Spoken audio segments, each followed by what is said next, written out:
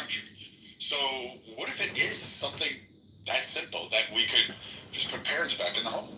I think there's definitely something to that, right? But I think it Go goes. back home. I think, and again, this is something that even though I'm an anti-to, hey guys, with particularly school shootings in general, I think it's bigger than that. I think the community, as we used to know it, like and remember, I'm really younger than you, like that doesn't exist anymore. Like we have helicopter parents and like, but can't nobody else do nothing with your kid.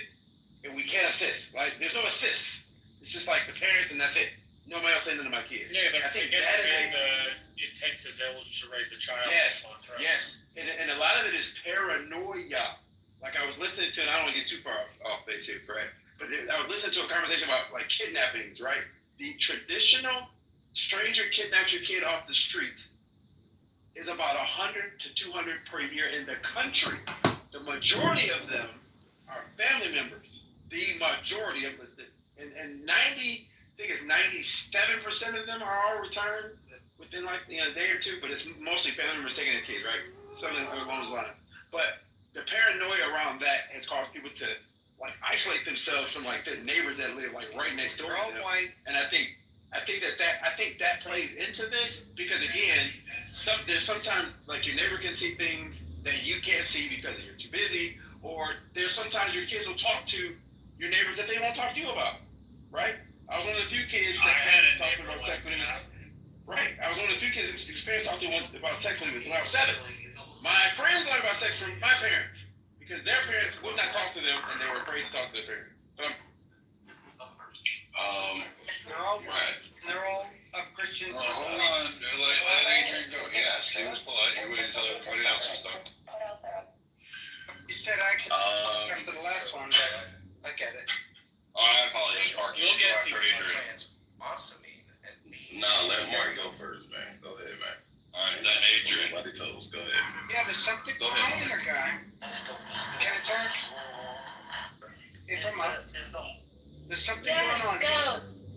All right, there's something it's hard to explain, but there's something going on here with technology, with information at the click of a button, and Christian people children who have the information at the click of a button. I'm rambling here. I'm confused. We have been over this. Marshall, hold on. Let him just because I want to get to Adrian. What I'm getting at is, why is it a white Christian person, all the time? But it's But not. there's these The shootings. mass shootings are qualified as 4 more people wounded. We're talking about school. No, I was going to say, if we're talking about school shootings, not every one of them has been white either. My point is, you seem to want to attach a religion to it, and I can't figure out why you're so gung-ho on attaching Christianity to it. Noting that your argument is because they're Christian now, they're more susceptible to be violent. Despite the fact that, as Holly and several other people have said, this religion has been practiced in the country for 250 years nearly. We're not anywhere near as violent as we were in 1867. We're worlds away from that, right? And Christianity has existed the entire time, right? So if it's existed the entire time, and you've only had a couple of spasmodic periods of violence, which lasted, one like 10 years and then like 40 years. Maybe even a little longer than that. I just can't remember the math straight. But other Christian countries don't have this problem, right? Like why is it so important to attach Christian to white or attach Christian to school shooter when not all of them have been either white or Christian? Like what? Most people are too lazy to do this, but it saves homeowners. Hold on, DJ. Hold on, everybody. I want to get Adrian. He asked, you guys are skipping him, and I let Mark go. Mark, we're gonna put a pin in this. I'm gonna let Adrian go, and then we're gonna attack this one because this one's. Well, I'm gonna show you where you're fatally flawed. And I'm going to try to use another hyperbole that we often hear. But please, Adrian. Yeah, just 2 quick points. What Mark just said, other Christian countries don't have this issue. That's a lie. Yeah, that is a lie. I just give you one example. The Norway shooter. What was his name? Breivik?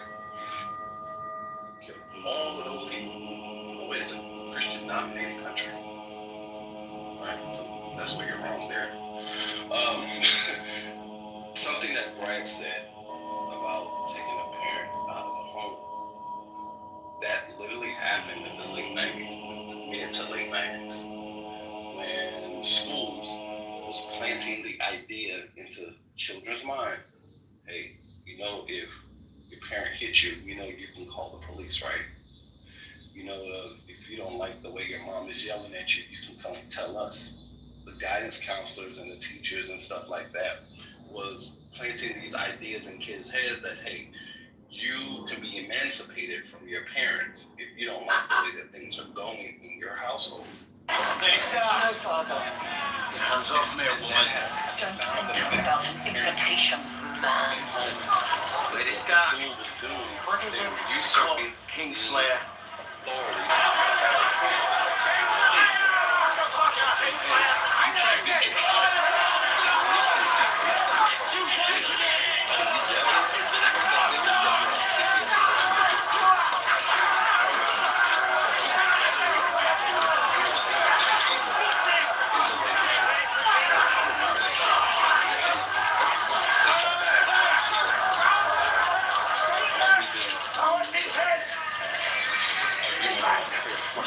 Between the father and his matrons. Costa! This man is our prisoner. This monster killed my son. And crippled mine. He will answer for his crimes, I promise you. But not here. I will have his head. And if you try and stop me... You will strike me down? Have you forgotten me, sir? I am the widow of your liege lord, Eddard Stark. I am the mother of your king. Where is our king now? You know very well. He has gone to the crag to accept the surrender. Gone to the crag, but not to negotiate. He brought that foreign bitch with him. How dare you? Threatening my lady is an act of treason. How can it be treason to kill Lannisters? I understand your grief, my lord, better than most. I understand it. But in the name of my son, the king in the north, stand down. They didn't know what was going on. When your son returns, I will demand this murderer's head. Wise men do not make demands of kings. Fathers who love their sons do. I will have his head. Thank you for fighting on my behalf, Lady Stark. I would have come to your defense, but... Take him to the stockade. Bind him with every chain you can find. I'm a real she-wolf for your later years. So much fish left in you. And drag him. Lady Stark. You don't, you risk getting locked up. Because you don't get the deal right now for the power to talk. Adrian, do you? I'll go up there. Yeah. So, Adrian, do you consider 4 mass shootings in 14 years a lot? One is a lot. Okay. So, your Norway example seemed like a stretch to me. Like, just because something happens one time doesn't mean that like there's a pattern. And when referencing about what the other Christian nations and this issue, you mean Norway, which has had 4 mass shootings in 14 years. So is that a good example? Right? Like, I hear you saying one's a lot. I understand. Without comparison to the U.S., that's not a good standard. I don't know why you said Norway is utterly ridiculous. Just because it's not. Does that mean there's a pattern? So you also have to give you clarity. You have to give you clarity because I'm about to like if you understand context. If you listen closely, I mentioned Norway on the tail end of what Mark said. He said these things don't happen in Christian countries. And I listed Norway as an example. No, he blamed Christian So, countries. He's on the phone. I was talking to CEO. Yeah, I'm saying Mark blamed Christian countries. He said that's the problem. Totally. Well, I mean, if we can, Real quick. Yeah, go ahead. It's a fact. It's a fact. I just wanted to point out that Hold on a second. This idea- Adrian wasn't Okay, sorry. done. Well, I'm done, man. No, go ahead. Hey, I didn't mean to run. I didn't mean to People run. are anxious. Go ahead. No. I did not mean to interrupt you, Adrian. You're not there. No, you go ahead, man. That's all good. So I was just gonna this. So your thesis is that the increase in CPS has caused a decrease in parenting, which has caused an increase in school shootings. Am I restating your thesis? The usurping of parents' authority is my stance, because that absolutely happened. So I mean, I disagree, because I don't necessarily think that parents' authority has been usurped. I think that So we're overcoming a lot, think that parents and I think are, Kennedy is ultimately my doing it the opinion, right way, I'm not a recognizing if we're going yet, but I think that parents have gotten lazy. to sustain this long after Kennedy and Trump are gone. What's the word? We better establish that scientific credibility, if you will, uninvolved, and that is but yet they think that they're too involved. You know what I'm saying? They're kind of uninvolved. I don't know what's going on, but I'm going to be micromanage those that are here to assist. Again, this idea there's no community, but you're not going to tell me to do with my kid, but I'm not doing anything with my kid. That is my thesis. Let me respond. Wait, did you respond to Finley? Because I want to respond to Mark for the question. I've spoken with teachers. It's been a lot of teachers on this app that speak out, especially when it comes to mass shootings and things like that happen. And you know what the number one thing that all of those teachers have in common that they say that they love? They say they love helicopter parents. They say that helicopter parents are the best parents in the school, because they are the most engaged, they're the most involved, they're the ones that come to the parent-teacher conferences, the school board meetings, the PTA meetings, all of that stuff, and they don't play about their children. They want to know exactly what their children are learning and see how they're being productive in class and make sure that they're on top of their things, right, in school and at home. So a lot of teachers love helicopter parents. So to have these parents disengaged from their children is a problem, and it leads to more things. So there's nothing wrong with being a helicopter parent, with being involved in your child's school life and home life. I reserve my response. I was just going to mention really quickly to Mark, because first of all, I don't know if Mark is being like genuine or is he just trolling, because I'm pretty sure he's researched this, his claim to some degree, bro. I like to believe that you did, but he's like, it's fact, it's a fact. It is not a fact. The Virginia Tech shooter was Asian, my nigga. Okay, the Parkland was like half Hispanic. We already talked about Evade was Hispanic, and like Red Lake was Native American. Appalachian Law was black. Detroit was black. Knoxville was black. Like, I don't understand why where you're getting all of them were white and Christian, bro. That's why I feel like you're being disingenuous for the sake of being disingenuous. But majority of them are white. That wasn't what he said. That wasn't what he said, though. He said that all of them were white and Christian. Yeah. Y'all throw the I ain't Christian. on it. That's like it almost sounds like you have to be some religion when you're born in this world. So if you're born in a Christian country, that automatically makes you Christian. I don't believe that at all, bro. You can't, if you're not practicing Christianity, you don't go to church, you don't pray in the name of Jesus, you don't do none of these things, but automatically you're Christian? Like, how is that even logical? It works that way for Like, Judaism. even if an Arab is born in an Arab country, that don't automatically make him a Muslim if he's not practicing Islam. And people who practice Christianity are not going to shoot up shit. I said something simple, but it is hard to prove, no doubt, that most of these school shootings are of white young kids who are raised as Christians. That's a fact. Okay, wait. Could you cite your citation for that, please? You keep saying it's a fact. What citation do you have to prove It's hard. First of all, you have to go to their parents, right? Because they're the ones. But my nigga, how do you know? That's what I want to know. How do you know?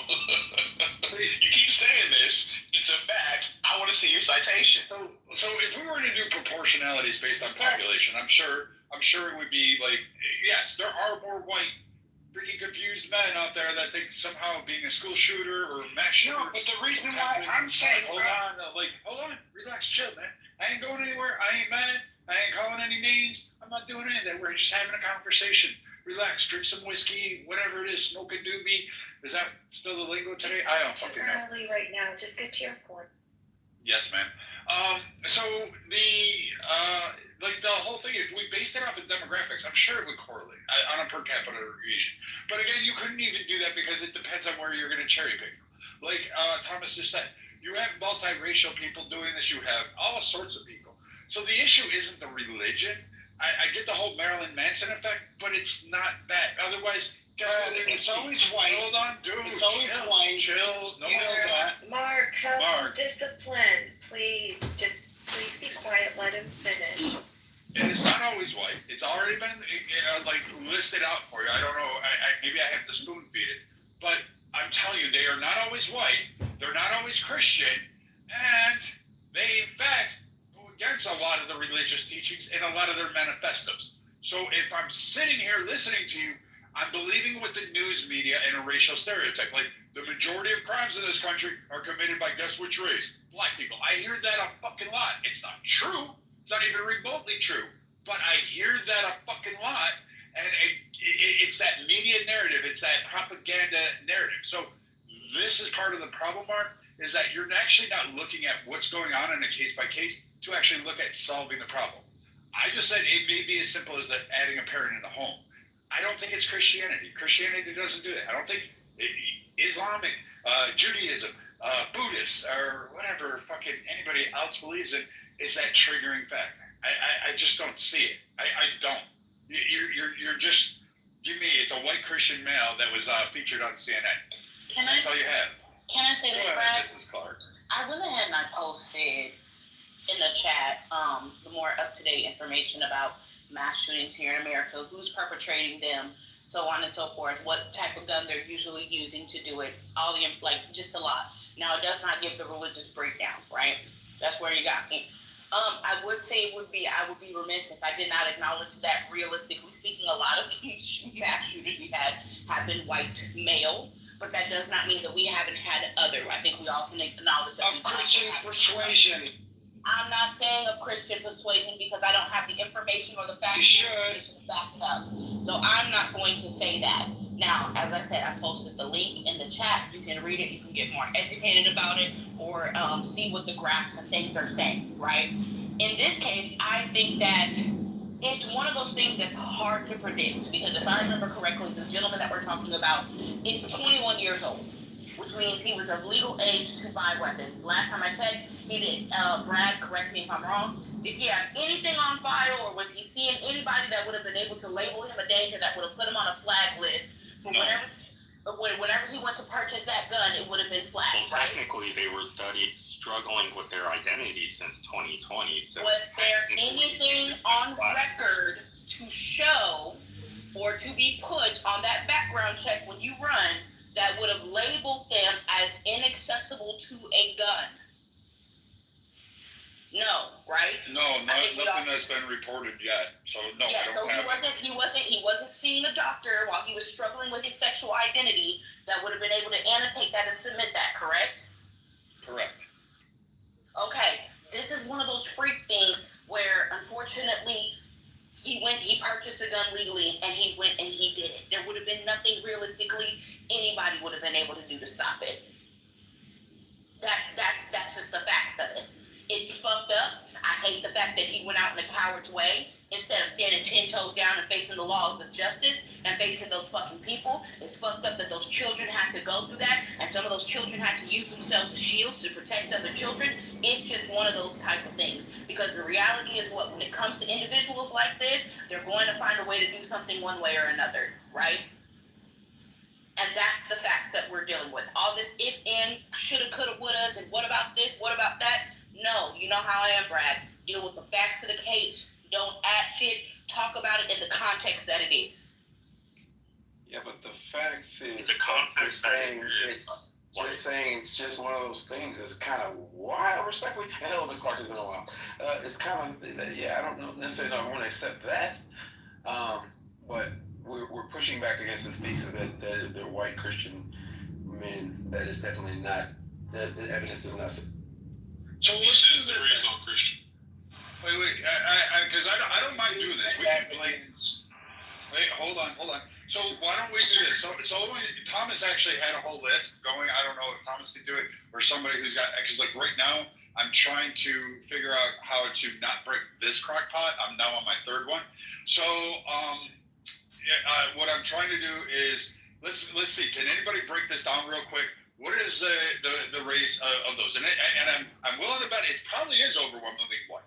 I'm willing to bet it's probably male. Those are two. Brad, are you about to ask about active shooters and shit, and like the stats on them? No. Like, listen to what we're doing. We're talking about a school shooter, so let's go ahead and diagnose this. Like, let's find it, because maybe it is. Maybe it's as simple as, you know what? Let's fucking remove all the white kids out of the male kids that, you know, I don't know, have like fucking. Yeah, I don't know. Whatever. They play fucking. It's overwhelmingly white. It's overwhelmingly white. Over 90%. Yes. Over 90%. Yes. Over 90%. It's not 90%. It's not. It's over 90%. Up until recently. It's not. I got it. Up until recently, I don't like yes. doing this at all. I just hate when I have to do this, but I have to do this. Please, everyone will get a chance to speak. No need to talk over, and please be courteous of other speakers. If you just joined the room, don't just get up there and try to speak. Understand other people have been waiting to speak in front of you. Also, if you are on stage, you need to cash in your pink ticket to be able to stay and speak. Sorry, and a lot of pink tickets in the audience. Please cash those pink tickets in, and I'll go ahead and go on mute now. I think it was it Miss Clark that wanted to finish her point? Yes, ma'am. Or was Weedman? Okay, Miss Clark, finish your point, and then I believe Weedman wanted to. Throw me the cue too after Weedman. Okay, just so that way we can have a quick breakdown. I'm gonna move through this quick, right? Location and timing. Most mass shootings are likely to occur in workplaces and school. Weapon. Handguns are the most commonly used weapons in mass shootings at 74%. Rifles are at 32%. Shotguns are at 16%. Perpetrators usually tend to be white at 54%. Perpetrators are overwhelmingly male at 95.3%. The average age of a mass shooter in this country is 34.5 years old. As I said, it does not give the ideological demographic of if they're Christian, if they're Pentecostal, all that other stuff. And the site that I have does not list if they're normally Republican or Democrat or far right, far left, or anything like that. Mass shootings are most commonly perpetrated with handguns, one being at least handguns, like I said, 73.5% here, and at least one rifle, 32.5%, at least one shotgun, 15%. Most mass shootings involve a single weapon, sitting at 66.67%, and most mass shooter perpetrators are typically males, with solo males being 94.6%, solo female only being 3.8%, male-female pair being 1%, and two males being less than 0.6%. There's the information. Okay, so we should that. So just real quick, I want to emphasize it. So it's 54% white males. All right, that's probably in alignment with the racial breakdown of the country. Are we all in agreement? Yeah, it is, Brad. But it's also, it says she's right. 54% whites. It's also 22 to 26% black, and it's 10% Latino. All right. Just to add those stats. You know what? Fine. Then we are all on board. We agree that maybe it's not just the skin characteristics. Oh my God, we might get somewhere. It may not just be the skin characteristics. It may be something a little bit more deeper. All right, go ahead, Finley, or whoever was next. I believe it was Weedman. Yeah, Weedman, go ahead. Weedman. Oh, Weedman, I'm sorry. She broke it down. I mean, she effectively broke down what the statistics are. They waiver, essentially the FBI and the CIA does extensive research on this. Actually, one of my concentrations for my bachelor's degree was school and campus security. So what we did is we go back to the 1800s when the first documented attacks on schools actually started to happen. And it gets pretty deep. with that being said, her statistics are right. I would say more in the recent years, we've seen what would be off base of the norm, which was white, whether middle-aged men from the age of 35 to 45, whether you're talking about schools, active shooters out and about in the world, it's middle-aged white men. That's been typically the 90+% ratio up until I think just the last couple of shootings might offset it a little bit because there were some different racial ethnicities involved. Nonetheless, I'll be honest with you guys, I don't think race is the biggest deal here, right? And I think we can all agree to that. We have kids that are being shot, and what's happening is they're realizing that people within my community, the security and risk management industry, are paying attention, and we're making moves, and now schools and communities are reacting, and so we're able to install different things and try different measures, and we're testing, we're exploring options, right? There's never going to be a picture-perfect situation here unless the truth is we lock the fucking school down. And then even if we do, we have what took place just the other day. I don't know if this is the Minnesota shooting, but is this the one where he shot through the windows? This is because there was like two of them in just the last couple of days. Is this the one where he shot through the windows? Yes, this is the one where he shot through the windows. So we get to this point now, which was my biggest worry through all my studies over the last 20 years in college and in this profession, is that we can create great access control, remove bottleneck situations from that access control.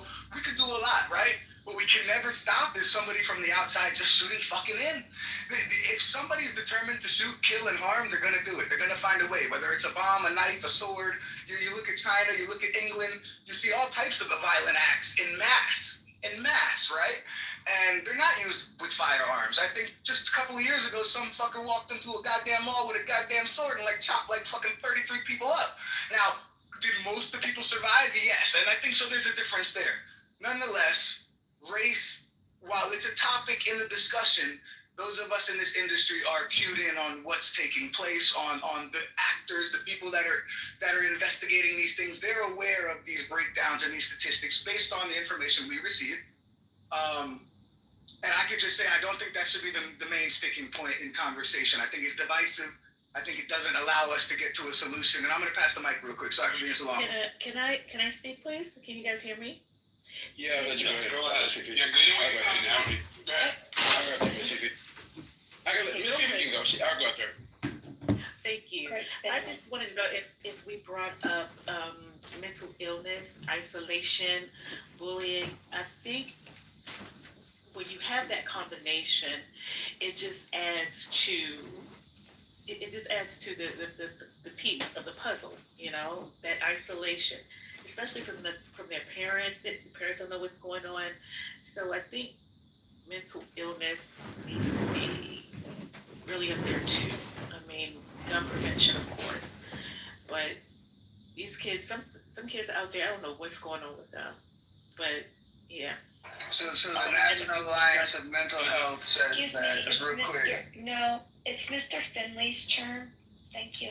So the Violence Project talks about this, and I think one of the reasons that we think that most mass shootings are white males because we're thinking about school shootings, and they tend to make the national headlines, whereas your day-to-day quote-unquote urban violence amongst people of color tends to be not always multiple victims, and it tends to be it's a narrative. So if it's a gang-related violence and 2 people got shot, it's not gonna make national news. It may make no local news, but it's not gonna make national news. But when Tyrone does that with Pookie and him, right, with 2 people. But if Chad decides to go in and shoot up, the school, and kills 15 people randomly because of whatever reason that he has, because his brain ain't wired correctly, that makes national news, and of course that's what's highlighted. So that's what the perception is, and it's not the reality. But I want to point to something that another part to my thesis about, one, we don't have the community we used to. Number 2, the way that we are, especially in the school system, the way that we are raising boys. You may not believe this. I know that there's patriarchy people out there that believe there's oppressive patriarchy. Boys are failing. They are failing. They're slowly checking out of society. And it starts young because the way we educate boys, There's a whole problem systemically, and these aren't my words. There are multiple organizations that have talked about this. That there is a problem there, and when solutions are offered, the pushback is no, we can't do that for boys specifically because we're going to go back to the old system, patriarchy, evil, blah blah blah blah blah. But the reality is there is a male deficit happening right now with respect to economically, educationally. I mean, if you've been to high school graduation or college graduation, look at the top performers. They're mostly all girls. There's a guy sprinkling there every now and then, but mostly all girls. There's a problem there, and I think it's worth having.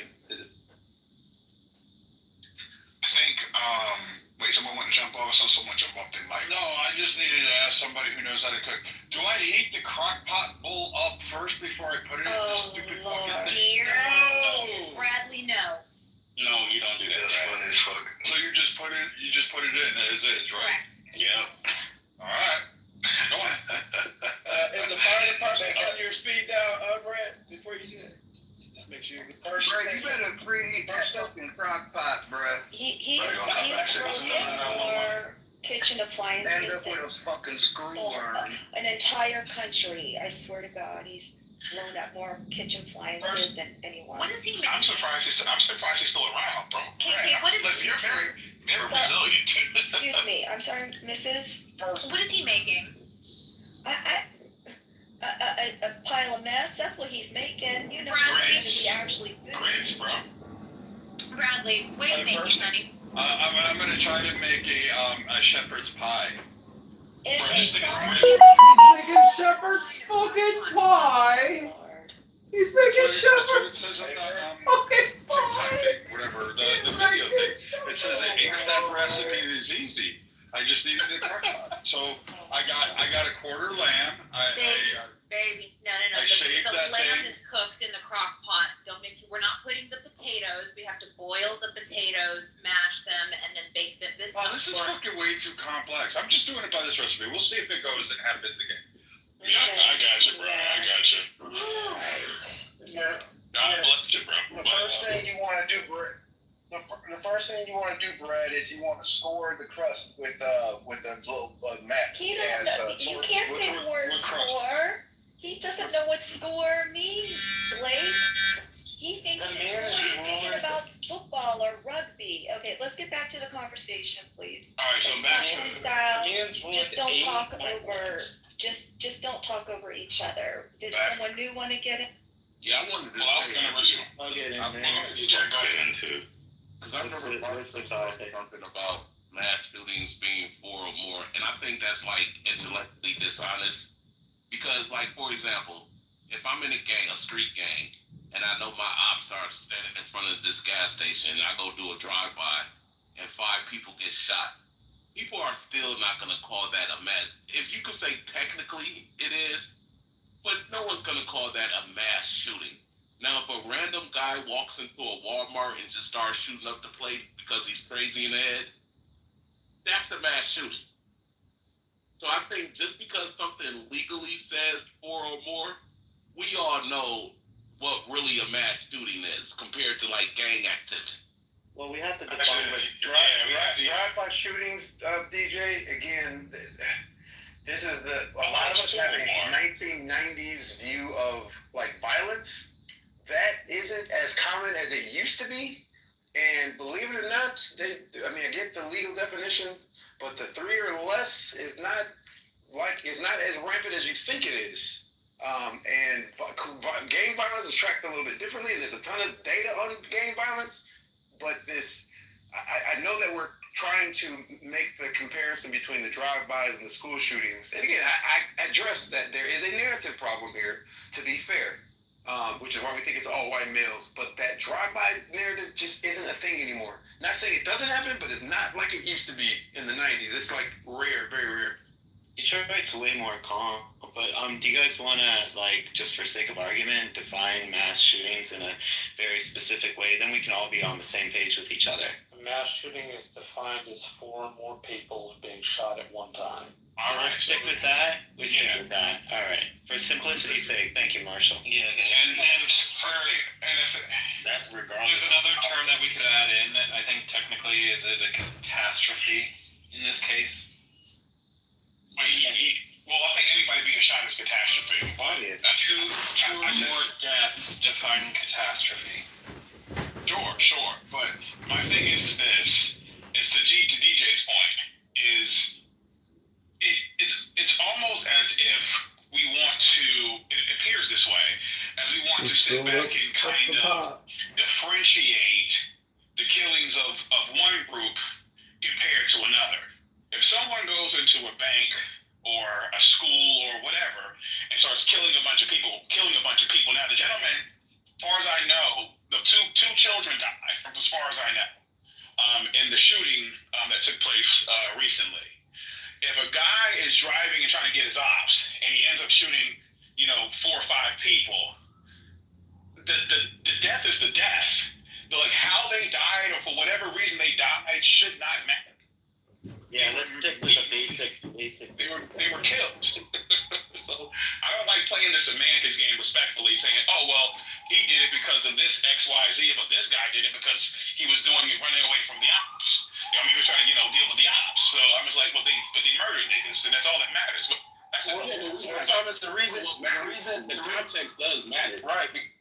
Because how you deal with it is going to differ. This is why cities that are doing a good job of dealing with violence are finally able to deal with it, because they look at the underlying issue instead of we're just going to be aggressive and just be aggressive for the aggressive sake, right? That's not how you deal with crime. You're going to deal with the school shooting incidents, which we're really not dealing with, differently than the gang violence, because gang violence, you can look at the underlying issues to stem that and slow it down. I mean, you'd probably never stop it, but to slow it down.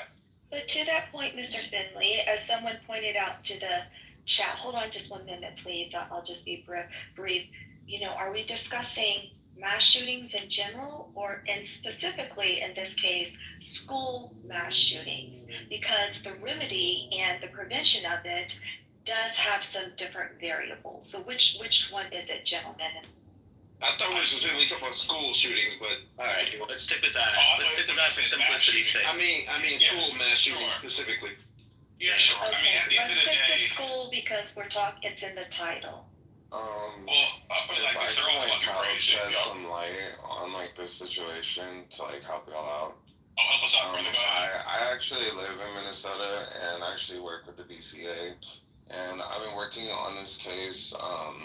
I was on vacation for 10 days, so I just hopped on it within the past 2 days. To give y'all some information, I would actually really consider this more of a terrorist attack. This is something that's been going on that for whatever reason the news has not been specifically telling people is related to these online groups or these terrorist organizations. This one specifically, I would just relate it to the NVE group. They're called the Nihilistic Violent Extremists, heavily related to a group called Terrorgram. So if anybody remembers the shooting that happened December of last year, the girl's name was Natalie Samantha Rupnaw. Her name was on the gun. A lot of these things that you wouldn't think are related are heavily related, and it's all terrorist activity. So there's basically these online groups. They vary in age, and they're Wait, hold on a second, sir. So I'm from Minnesota myself as well. I'm up by Two Harbors. Okay. So, first, right, I don't know what ERR means on the crockpot thingy, so this is all fucking done. I gotta give up. Secondly, error. But what is this guy? You're the whatever Saint, whatever SMT, whatever. Do you have proof of this? Do you have some evidence of this? Because this is the first I'm hearing about this. Because I've never heard of an online terror troll farm that's recruiting people across the nation to commit school attacks. That's just. That seems like something that would have been released by the FBI, or at least schools would have been made aware of, and parents would have been made aware of. I'm sorry, it's not that. Do your kids have roadblocks? You should be concerned. I can definitely, I can. Terrorgram is a real thing. It did it. Yeah. I've seen it in the news and stuff. Because like this is the first I'm hearing it. Yeah, I'm trying to tell you. I think it's like basically it's a collective of different terrorist groups, groups that are like anything from like accelerationist neo-Nazis to just sick fucks that glorify mass shootings and shit. And they do weird things, like they'll have like shrines for the people that have done these mass shootings. It's just I don't actually participate in those places, obviously, but it does exist. Thank you.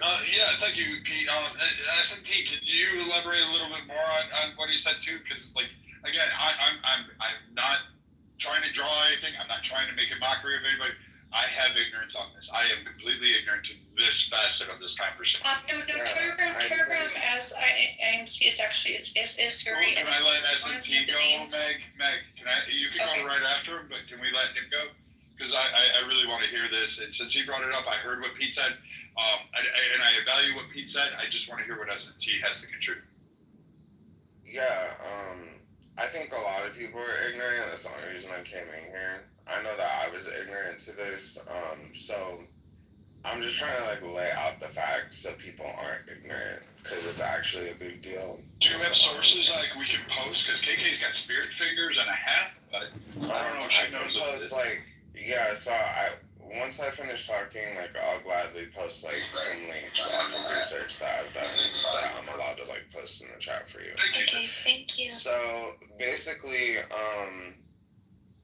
I'll say like with us specifically, we have had a string of what's known as swatting calls. So they're basically like fake 911 calls that come in, and these groups basically are inciting each other to get points on a leaderboard. They gamify this, so it actually gets into like what Pepe said, like neo-Nazism, accelerationism, where they have these concepts that basically the white race is in peril and they're doing what they have to do, and they want to overthrow the government and basically insert a new world order, in which case they are secure. Can we also toss in Scientologists in that mix, just because? So, another important aspect of this is, I would say, like, the children. For whatever reason, a lot of these groups are actually, like, kind of obsessed with it. A lot of them are pedophiles. A lot of them actually specific. So this group, Telegram, is under another group. It's like an umbrella. It's called the 764 Network. That's, like, specifically really well known for basically having children take videos of sexual acts of themselves and then blackmailing them to get them to do various acts, whether it's acts like these where they harm other people, acts where they harm animals, acts where they harm themselves. And they radicalize these kids into these people that you're like seeing today, you know, these mass shooters. So damn, man, back to the swatting calls. So back to the swatting calls. So it starts with swatting calls, fake 911 calls. They're starting to get these points on this leaderboard, right? You get more points the crazier things you do. So I'll say it's not 1,000% sure, but there was a shooting in Minnesota on Lake and Stevens Street in Minneapolis, in which case 2 men were shot, but there was no suspect. It's possible that woman was related. Then that was on the 23rd. On the 26th, the day before yesterday, there was a shooting at 3,300. I can't think of the street name, but there was a shooting at 3,300 something right outside of another Catholic school, in which case 7 people were shot and I believe 1 was killed. It's heavily possible that one is related, so I'm kind of pointing out like how things are progressing because they're getting more points on the leaderboard in these groups, right? Should we add in kids doing like car theft as one of the examples? Basically getting kids to be recruited into doing part of these acts. Yeah, car theft and like just severe beatings or like animal cruelty. I mean, those are other examples. So, anyways, on the 27th now, we get to the shooting, in which case 20 people are injured, 2 are killed, or 17. I apologize. And this person could have killed more people. Obviously, like they only used 2 magazines out of like the 5 to 7 that they had.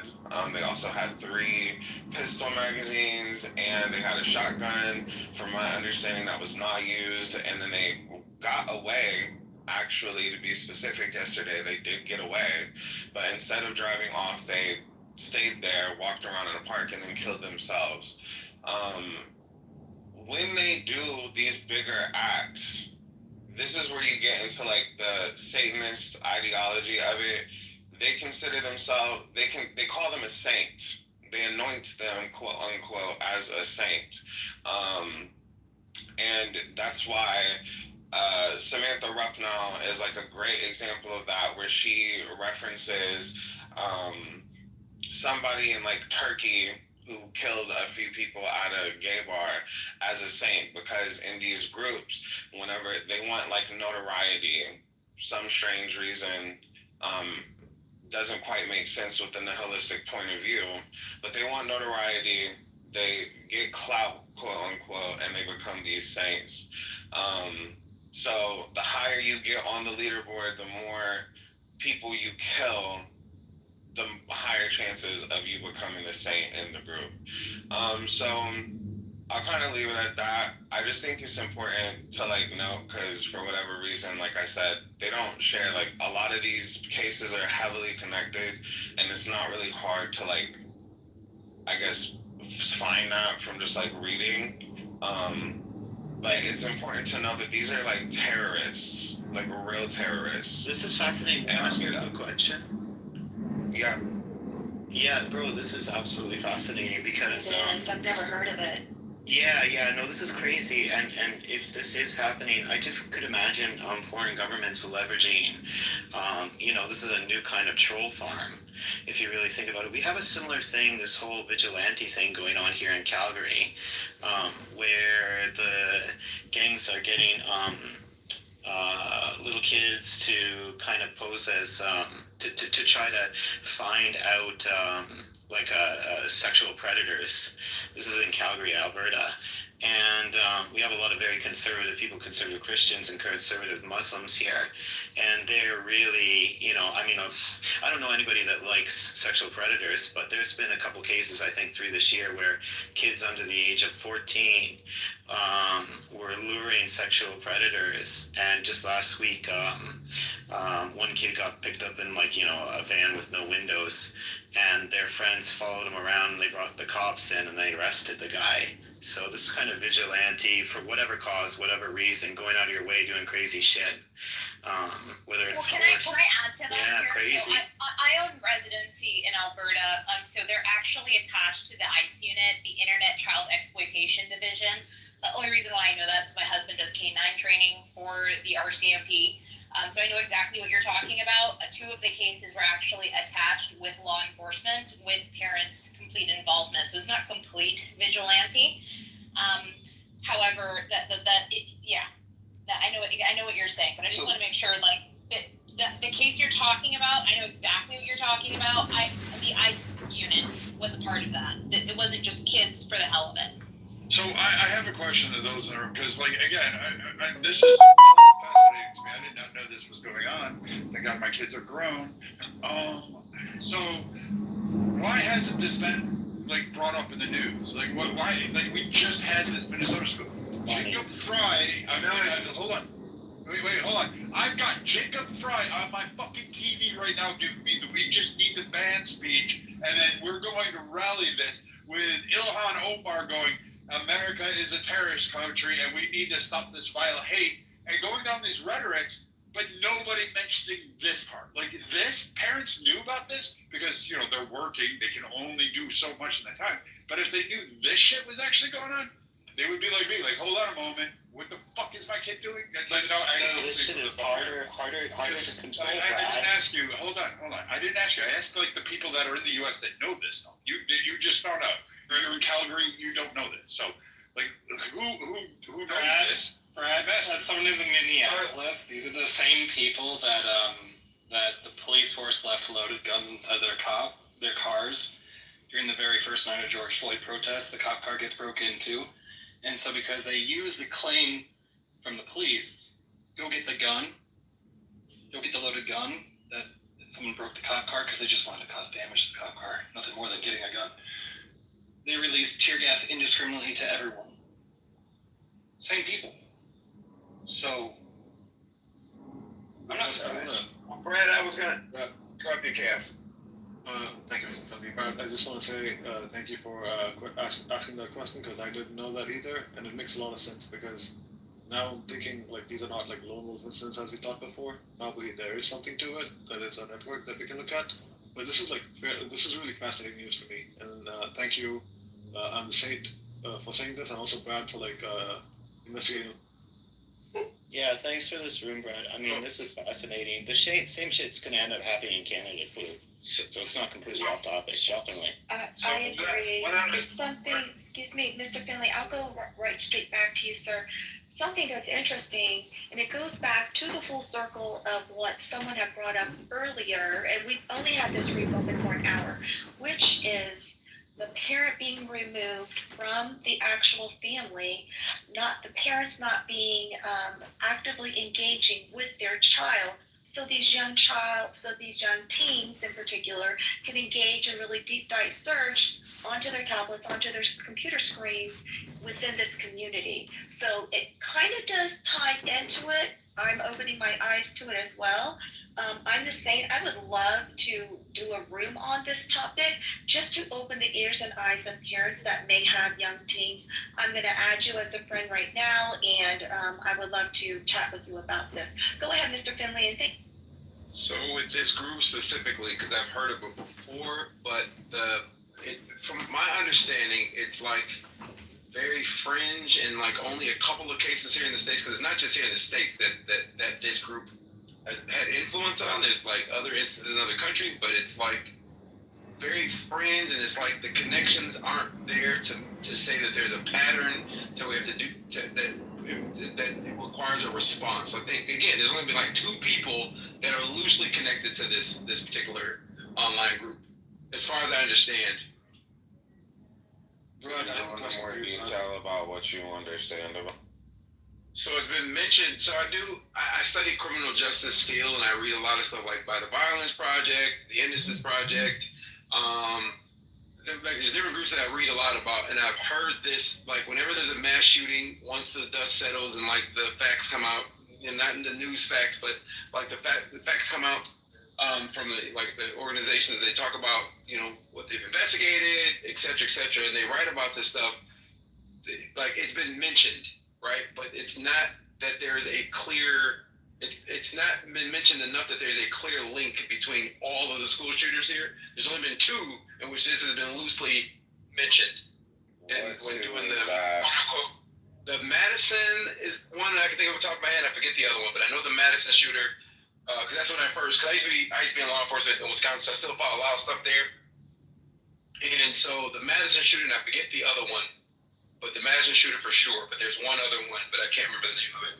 But if you guys are really interested in like really digging past this, and I too got off of the white male train when I started digging into even like shooting, like mass shootings, because you begin to understand the narrative and what draws attention and what does not, which is why we shape our minds around this. But again, that's also why I have the thesis that this divestment in boys is kind of creating all of these problems, because there's uptick in youth crime amongst young men. Obviously, school shootings is a problem. Dropout rates of young men is bad. Reading scores are bad. It's just bad all around. In the Minnesota area, we kind of set a giant middle finger to the federal government for funding, because it came with so many strings attached that they couldn't run the schools the way that they were. And so then the federal government said, okay, we're going to discontinue all of your government grant foundations, So Minnesota just got hit with every government-funded non-for-profit was unfunded. So add that to the mix of this current time. Yeah, so just to clarify, whatever facts or lack thereof that were just shared. So December 16th, 2024, Madison, Wisconsin, what he's referencing, Natalie Samantha Ruppnow. Telegram is also related to the January 6th incident in 2021 that happened at the riot at the Capitol. There was an incident March 1st in Waukesha, Wisconsin with Nikita Cash that was related to the terrorist organization known as the Order of Nine Angles. May 18th, 2025, Los Angeles, California, Guy Edward Bartkus. January 22nd, 2025, Nashville, Tennessee, Solomon Henderson. July 28th, 2025, New York City, New York, Shane Tamura. And to be specific in global incidents, because this isn't just over here, there's May 20th, 2025 in Pirkkala, Finland, where I believe he was 15 or 16, went to school and videotaped himself stabbing his schoolmates. Then there was another incident, the one that Natalie Samantha Ruppnow from Madison, Wisconsin referenced, August 12th, 2024, that happened in Eskişehir, Turkey, from Arda. I apologize. I have no clue how to pronounce that. But just to be specific, these are some incidents that are actually related based on literally the manifestos of the people who did them and their social media accounts of like the past year alone. So I'm just going to say this real quick. Hold on. So as I'm deep diving while I'm listening to you, S&T and Joe and a couple others, I mean, I even found I guess apparently this is real enough that Frontline did an expose on this along with National Geographic and other entities are starting to do exposés on this. Like BBC is now going to pick this up. ProPublica is picking this up. So now I'm like, I feel really dumb. I had no idea this was going on. I mean, and you know what? The way it comes across, I probably would have just threw it out there as a conspiracy theory or some other crackpot kind of far-reaching thing like Martian moles take over DC. It's a new culture of violence, and violence has evolved over centuries. So to be clear to S&T's point, there is a larger group that I am not familiar with. I'm speaking specifically to school shooters in this particular group. That there is a larger group, and I also did mention that it's not just in the States. I did mention that it's global. Let's hear it from public media, because actually this is where I first, no, maybe not first or second. I'd heard of Telegram, and I know that Telegram, one of them came from Telegram, which I've just been a bit suspect of. So I was taking my suspicion of Telegram, and actually NPR did something on Telegram. And I was like, hold on, Telegram, or they looked talking about Telegram, so that's why I watched it. So NPR actually broke one of the stories about Telegram. They also included, I think it was 4chan is the other thing that's also you can look up. But yeah, let's hear it for public broadcasting. NPR did do a really great expose on this a while ago. Wait, why would we want to fund that? Let's cut fund girl. In my home in British Columbia, Amanda Todd, I don't know if you guys remember this story. She's a 15-year-old girl from British Columbia. And what happened is that she died by suicide, right, in 2012. And so this was an early case of online manipulation. She was being like prolongedly harassed by this dude from the Netherlands, right? So she posted a video in September 2012, right, of her using flashcards saying that she was exposing herself, like her body to by webcam to a stranger. And he said, you know, if you don't send me pictures of you doing all these weird things, then I'm gonna it was a sextortion case and cyberbullying. And it was this Dutch guy, Aiden Kovan, this Dutch-Turkish guy. He was in Netherlands, and he was already convicted like multiple times for online sexual extortion. And they actually brought this motherfucker to BC here, and he's in Canada now. He's got 13 years in prison. So I mean, this kind of online manipulation of young people. Yeah, it's just going to get worse because the technology is getting more sophisticated. It is fascinating. Hold on, because like So before anyone goes, hey, welcome Cedric. I'm not going to berate you. You can have all sorts of opinions up here. I'm not. I don't like as long as you can back it up and support them. But I'm just really fascinated currently. I just went to the State Department, and I shit you not, this is on here.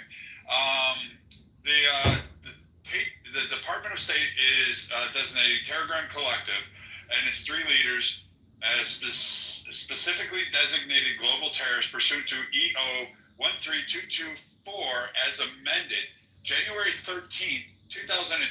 So this, ladies and gentlemen, was actually instituted by Biden's administration and codified over by the Trump administration. So 2 separate opposite administrations have carried this over. It goes through, Telegram is a transnational terrorist group that primarily operates on the social media and digital messaging platform Telegram.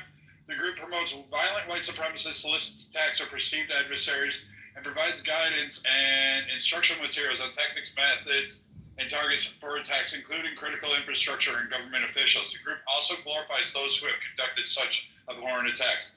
Attacks or attempted attacks by Telegram users motivated and facilitated by the group include the October 22 shooting outside an LGBTQI plus whatever bar in Slovakia, a July 2024 planned attack on energy facilities in New Jersey, the August 24 knife attack on the mosque in Turkey, the September 24 DOJ charged 2 U.S. Telegram leaders with 15-count indictment for soliciting hate crimes, soliciting murder of federal officials, and conspiring to provide material to support terrorists. Additionally, the State Department has designated 3 leaders of Telegram as SDGTs, pursuant to EO 13224 as amended. Ciro Daniel Armane Ferrari is a Telegram channel administrator. Ferrari is a Brazilian national residing in Brazil. He'll never leave there. Nolasu is a senior member of Telegram, is located in Croatian national residence in Croatia. And Hendrik Wall Mueller is a Telegram channel administration. He's a South African national residing in South Africa. South Africa will give your ass up. I believe they will. So yeah, this is like some real shit. Why didn't we hear about this? Why are we so now? Yeah, that's a really good point, Brad. Why haven't we heard about it? It's a fucking pie chart. It's got no head. You cut it off. This is some rats. Yeah, it's decentralized for sure. I apologize. No, I think we. What's crazy is that like this is what we're supposed to be focusing on. I think both sides of the aisle can definitely get together on this and try to like figure what this shit is, because like I don't know why it has to like be one or the other, but this is crazy though. This is the first time I'm hearing this. I'm kind of shocked that this isn't like mainstream knowledge. So thanks to I'm the Saint for that. But also kind of a little ironic because the cult also venerates the saints, and you have I'm the Saint on it too. Just local It's actually not mainstream though. That's actually what's so what we're talking about is that I first picked it up off of Telegram and NPR, and then I'm the Saint works in this, and then we're picking this up off of the channels. But the major broadcasting stations are not broadcasting this. I only found it on NPR as far as in articles on stuff like that, or on Telegram. So when people say that why haven't the news been talking about this, one of 2 reasons why.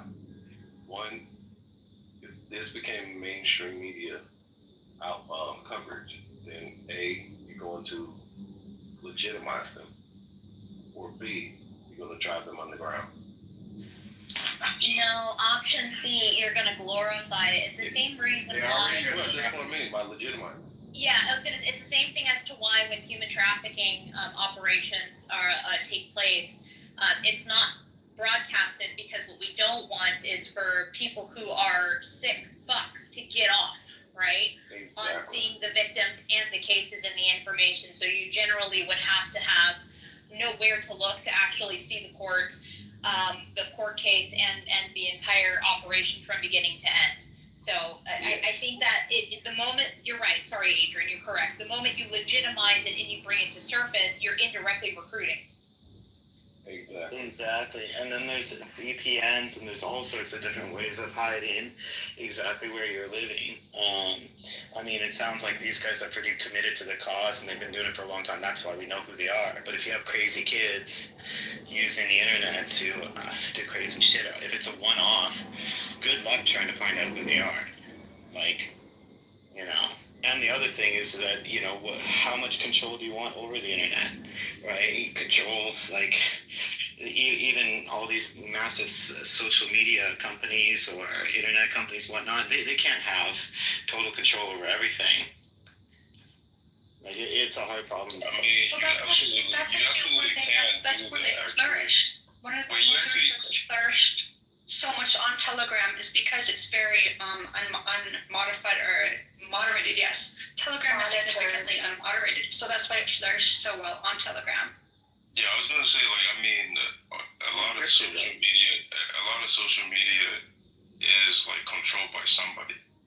Like, a lot of the internet is already controlled, so I don't know why you couldn't just, you know, filter the kind of messages and information that is being, you know, going through your system, and just stop that from happening. Like, it's completely possible. I'm saying that it's possible because someone was saying that, like, you can't stop it, and that's the point I was making in the chat, that I think some people you know, always bring up this counterpoint of, like, not being censored, or, like, you know, someone not having too much control over the internet, which they already do. They can, you know, stop you from saying certain things already. I don't know why some people are like want to, you know, at the risk of allowing this kind of culture to continue, like, they just want to protect some kind of, like, free speech thing, which is isn't a free speech thing. You know, things on the internet. So yeah, I don't know. I think people should get over that, and things that are obviously influencing a certain kind of outcome. I think it should be okay to censor that kind of stuff. Yeah. Yeah, I don't disagree. I mean, if I was the leader of a very, let's say, North Korea, very unfriendly country, and I wanted to create a whole bunch of problems, but I didn't have tons and tons of money, man, you know, recruiting very mentally unstable teenagers is not a bad idea. It's a cheap way to rip apart the culture of, you know, it's asymmetrical warfare at its highest. It could be asymmetrical warfare. I'm not saying it is at this moment, but We also have the administrators of the platforms, and I think, I'm not sure if this is, as to my knowledge, Telegram is founded and still owned by a foreign national. I think maybe Russian. I think he is Russian. Yeah. So yeah, so there's a certain amount that can get through because Russia has very different, and also him as the owner has, I guess, a very low moral code. But no, if this was in the US and this was like Instagram, it would probably get censored. But no, this is from a Russian Telegram and from a Russian owner, and it's kind of interesting actually how the shooter had Russian written, although incorrectly, in English on the guns. That's a little bit creepy actually, but I want to go. A lot they are foreign owned, that causes problems. So I want to go back to this Minnesota school shooter. So we're saying that this Minnesota trans shooter, because apparently they were trans, and that's got to be the highlight talking point. But apparently this shooter, the school shooter, is somehow connected to this organization that I'm now watching. Like, I got to pull documentaries and research on it, and I guess apparently they're responsible for the Christchurch attack. So somehow it's correlated to this? I'm confused. Yeah, well, again, on their rifle, which I may even have a picture of, I'll look, but in the video that they posted on YouTube, on their rifle, they had painted the name Rupnow, Samantha Rupnow from the Madison, Wisconsin attack onto their gun. So, and an example of what I was saying about the Saints culture, that girl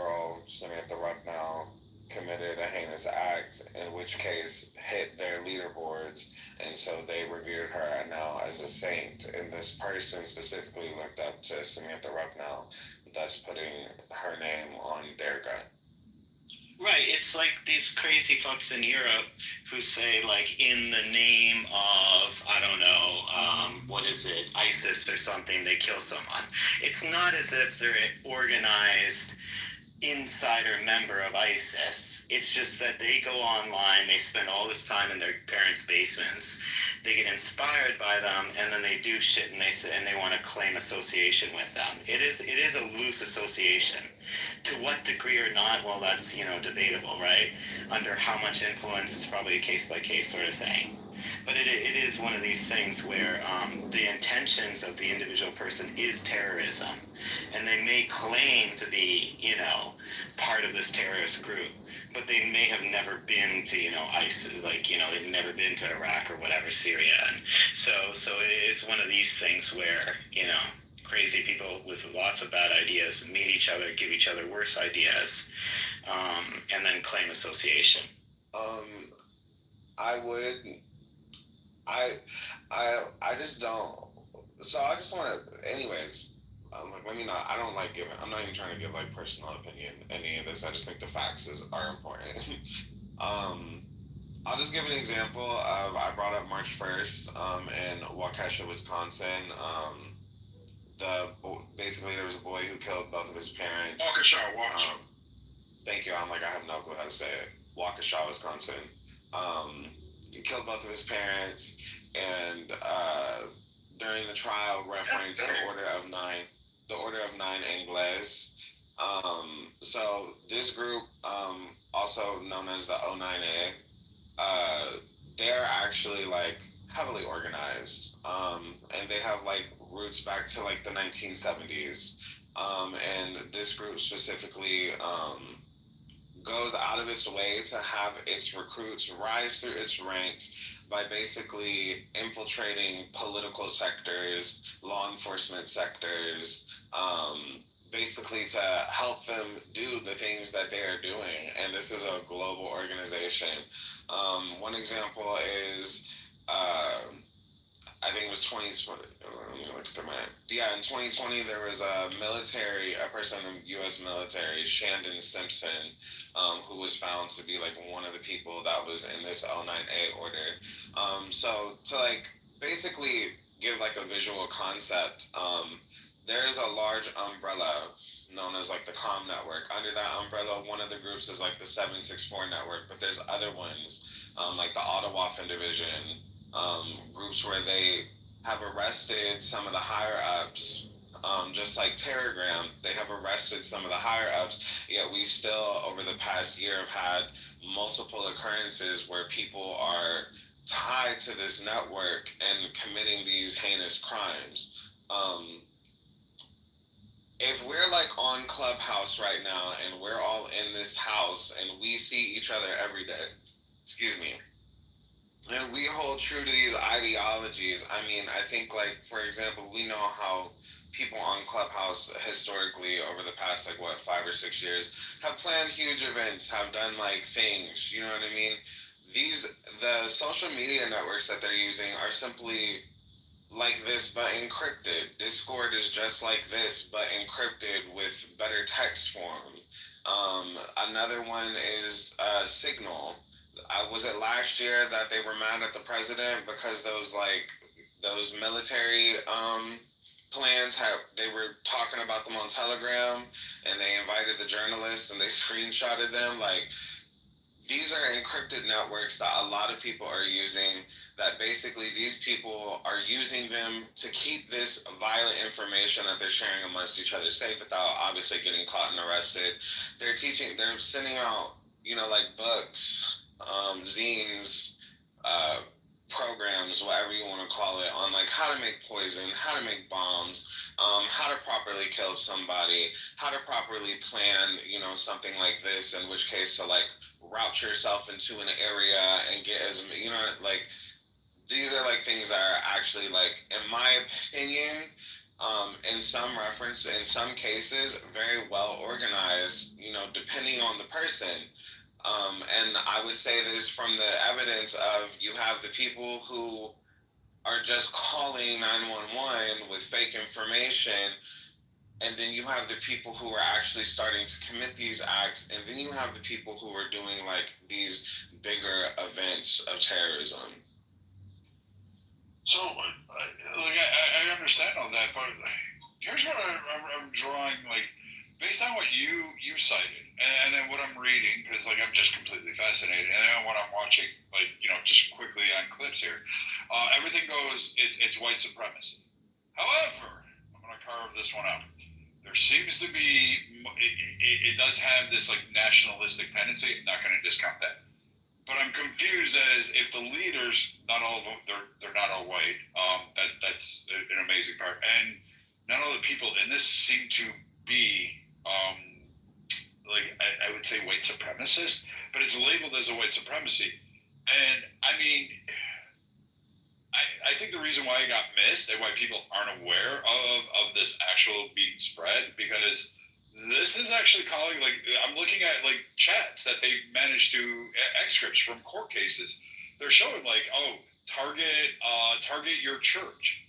Like, that doesn't come from, like, white supremacist groups. This is something far beyond that, I would say. Like, am I missing something, or is this just the way the news media is trying to label this? They can't figure out what this really is, or am I missing? I mean, there are white supremacist groups that hate Christianity, so I would say that that's contradictory. Like, I'm not saying most of them, but there's a big section that think Christianity is like a foreign religion that is not European. So, again. So yeah, for the 764 network, which houses Telegram, is actually heavily influenced by that group that I referenced earlier, the 09 names of the Order of Nine Ingles. And I think I posted a short link on them in the chat, but I would do some research into that because that kind of answers your question. So this specific group is one of the Satanist groups that I was referencing, and they actually are heavily against the Western. When Pepe was up here earlier and brought up accelerationism, accelerationists are extremists who want to, in this order of things we're talking about, who want to basically have a new world order. This group, the Order of Nine Ingles, which heavily influenced all of these groups, is Satanist. And they are heavily against Judeo-Christian values, and they feel like our government and system in the Western world is too influenced by these Christian values. So if you saw the video, for example, from the Minnesota situation, you saw, like, on the gas canisters it said Jew gas, just to kind of like tie it all together. So they have like this concept that I actually was just reading about it last night, but basically they believe that they're going to basically destroy the government here, and then at some point they're going to usher in this new world order of white supremacy. Then we're in like a phase where there's an aeon, so like a god that people worship. So they're considering America the aeon right now. This is where we're getting to like the Satanist concepts, right? So like everybody in the world is worshiping America, this aeon. Once that falls, a new aeon is brought in, but they're considering it like some time in relation to like its Imperium. I didn't fully read on it. God forgive me. I did post one of the links. There's something about colonizing outer space, and also like when the Imperium thing comes, it's supposed to like bring them joy and happiness.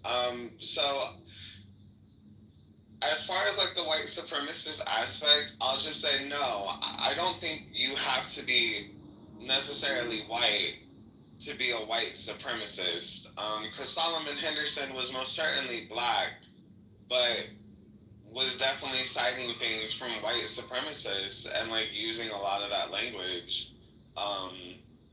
I think that this is just like you know, these groups who have these ideas and these goals and are radicalizing children. If that makes sense, like that's pretty much essentially what's happening. That's who they're recruiting. You're a fascinating cat, Saint. So This is crazy shit. So Saint, I'm watching Curtis's video. Thank you, Curtis. Curtis put a video in the chat for you. Those of you that want to watch the shooter's video from Minnesota. It's eye-opening.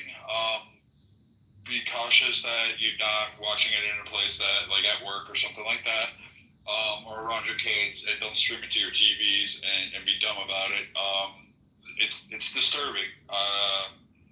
It's actually something that I would be terrified of, and if I'm scared of it, you should probably be a little bit afraid of it. I'm blown away. I did not know this. I think this is a hate group. It could be white supremacy. Fuck them. I don't really care what clan they want to call themselves by. I don't really give a shit. If they have Casper conventions and Target bedsheet sales, I don't give a damn. I'm just fascinated that I never knew about this till today. And everything you said, saying I'm cross-referencing and checking, and it seems to be accurate what you're saying. So I can't say this is just some sort of conspiracy theory or some kind of rabbit hole. I would never condone this. This is not something in my wheelhouse. I'm actually kind of disgusted that this has not been brought up a little bit more and been more precisely correlated, especially when after the incidents you cited. I have an issue with this. I have another issue, like as I'm diving through, I can see why people would have been chosen to ignore this, because I'm watching this. The Young Turks, they're doing, the neo-Nazi lady with a trans man on, Benjamin Carollo, talking about how dangerous this woman was because she's the voice of Telegram, but then finding out she's later discharged of it and she wasn't connected to it, but they were like going on because she was blonde hair and they went down this race thing. I'm like, I don't know. I can see why people just don't pay attention to the stuff that we should be talking about. This should be something that we know about. This should be something everybody knows about, especially parents with your kids online. I'm massively confused why we don't.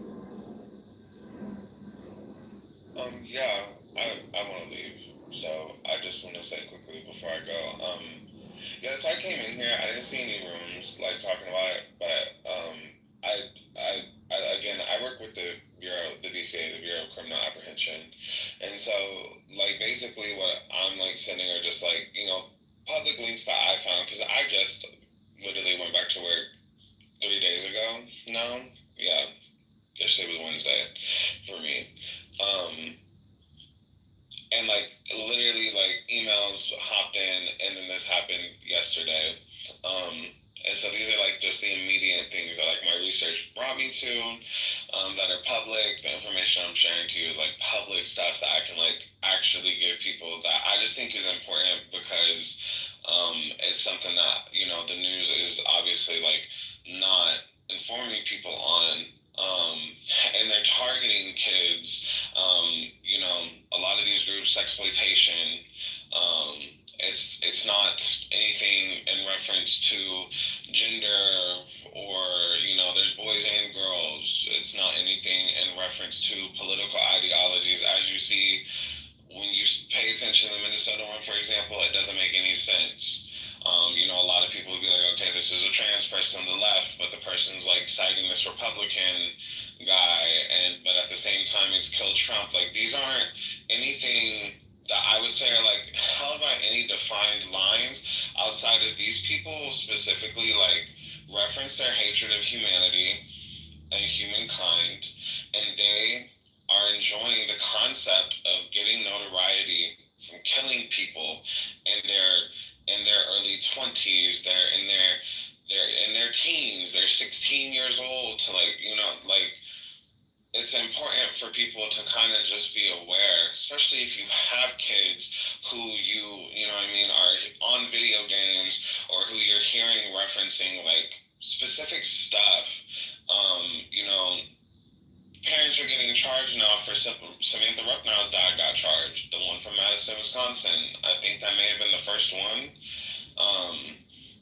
As they should, right? Because now who's about to tell these, for instance, yesterday, 20 people or 17 kids injured, 2 dead, people are looking for somebody to fall. What do we do? So, so would you mind? Facts are important. Would you mind reaching out to KK? She wants to definitely. I do too. I think everybody that normally hangs around it, we tend to find things that we don't know a lot about, and we want to do something more informative. I would love it very much if you would come to another one of our rooms. We'll do this on domestic terror or whatever label we come up with, and we can sit down and really truly interview you when you have more time. We can do it on a weekend. But if you could reach out to KK and myself, I would love to sit down and just have this really in depth, a little bit more information, and we can put up. KK's got Spirit Fingers. She does this whole power board where she's got all the links, and she does her whole thing. And we got a psychologist, we've got teachers, we've got police, we've got military personnel and others. I would love to have you kind of help us walk through this and kind of be able to see this. I really truly am genuinely being sincere about this. I'm not trying to be troll. I don't give a shit about clout. I don't care if there's 5 people that are.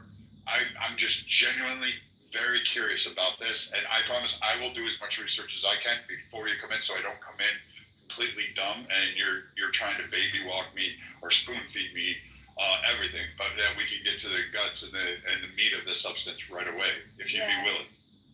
I think it's like a new era of terror that most parents are not aware of, that our children are exposed to, that we need to really understand. Just like parents are not used to or aware of, these new types of drugs per se.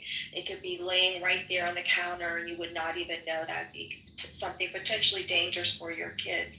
So just even that knowledge will be good. So yes, I'm the same. I will definitely, we follow each other now. If you can send me some information and I'll work with you and we'll figure out a schedule, but this is great information. Brad, can you do a quick reset, please? Since I'm sure your crock pot is about to explode. Oh yeah, that broke already. It's now, it went from ERR and now it's broke. So I'm just going to throw it in the oven and we're going to try this thing. I put it at 475, hoping it'll cook fast. I hope. You do not cook lamb at that temperature, for crying out loud. Bradley, that's it. I'm going to have to fly down and cook you 2 weeks of food at a time. Dear God. You need a Brad cooking insurance to help your planning system in your house. Brad needs life insurance. I think Brad needs insurance. He needs to put himself in a bubble, like a self-protective bubble. I guarantee you, the seat coverage is of the. I guarantee. Perfect. Is it mutton or is it lamb? It's lamb. I didn't shoot this one. Okay, so it's not mutton. All right. Well, Did you say this one? Brad, why are you cooking lamb in a crock pot? First of all, did you marinate your lamb before you even put it in a Mrs. Clark, baby, I tried this with him. No, ma'am. Know what marinate means. Okay, are you? There is no butter. There is no rosemary. There is no garlic. There is no salt or pepper. I know you're white, but you can't be that type. He's the middle-aged white dude. Dude, make say that too, but I didn't want to do that. Brad, I know you got some Worcestershire sauce. All right, Mrs. Clark. Mustard and soy sauce. If I heard him right, he's actually in the middle of nowhere, Minnesota. I'll give him a little credit. They really don't know the places up there. No. Brad's not there. I know. But Brad is certified outdoor, so he's an outdoor cat kind of a person. Indoor, he doesn't know how to do things, and he needs a special insurance to protect him. Brad, go grab a local cedar tree and grab some cedar sprigs and add that. Are you trying to stew this lamb meat? No, I tried to make this shepherd's pie thingy. I got the I threw the meat in there. I threw the potatoes in there, and then I threw the peas on it, and it was supposed to cook it. It says slow roast. It says easy recipe. You don't even have to peel the potatoes. You can just throw them in there. Did you wash the potatoes before you cut them and put them in there? You're supposed to cut them? You're supposed to wash them. Oh, yeah,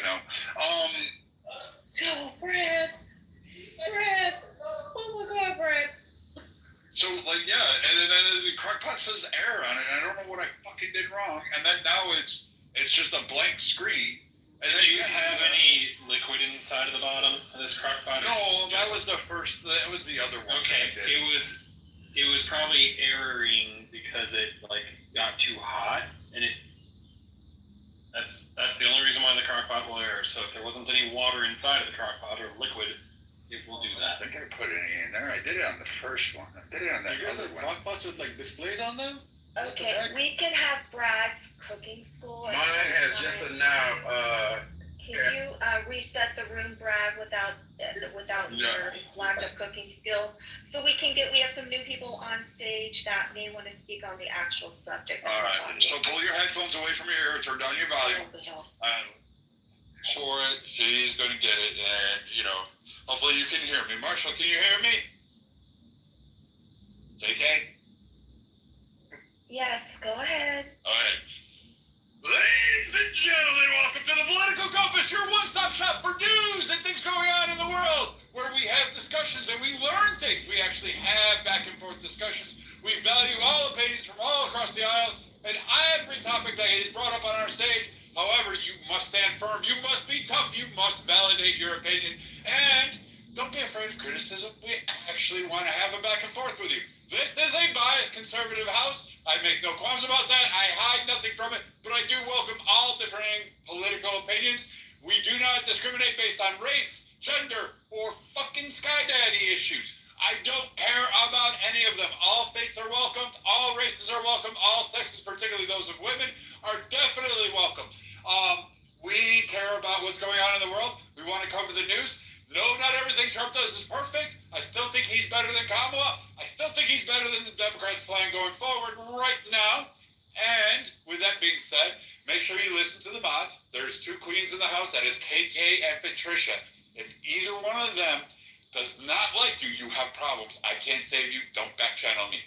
Marshall is our historian, our legislative genius. He will sit there and call out us if we go astray or get some facts wrong. He's our information highway. We learn from everybody. I'm fascinated today. Today's topic was on the Minnesota shooter today, and of course the Scotland Queen Mary of Scots, the Scottish girl and her axe and knife. If you haven't found that one up, Google Scottish girl with axe, and you will find an entire fascinating thread. I just loved all the memes. But with this, we also learned today about Telegram, and something I was not really formally aware of. And I think we're going to have further room. So please follow the club, follow speakers, people you like, and come back. We try to do this about 1 to 4 every day, or at least in between, and usually on weekdays. But we're going to do an expose on this. We're going to deep dive in this. So we're going to gather some information. We're really going to try to provide some information to people and maybe draw a big crowd so people can be aware of what's going on, what this is about, so that you can protect your kids. That's the overall goal. Some of us have to actually stand up and protect the world. With that said, carry away. Do whatever where this new discussion wants to go. KK, I don't know where we're at right now. I'm just still fascinated and floored and still trying to figure out this fucking thing.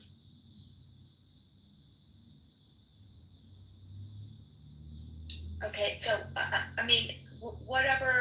this topic can go several different directions. One direction we were talking, we were discussing earlier before we went down this Telegram conversation is, what is if there is a singular factor to determine who could be a potential shooter per se.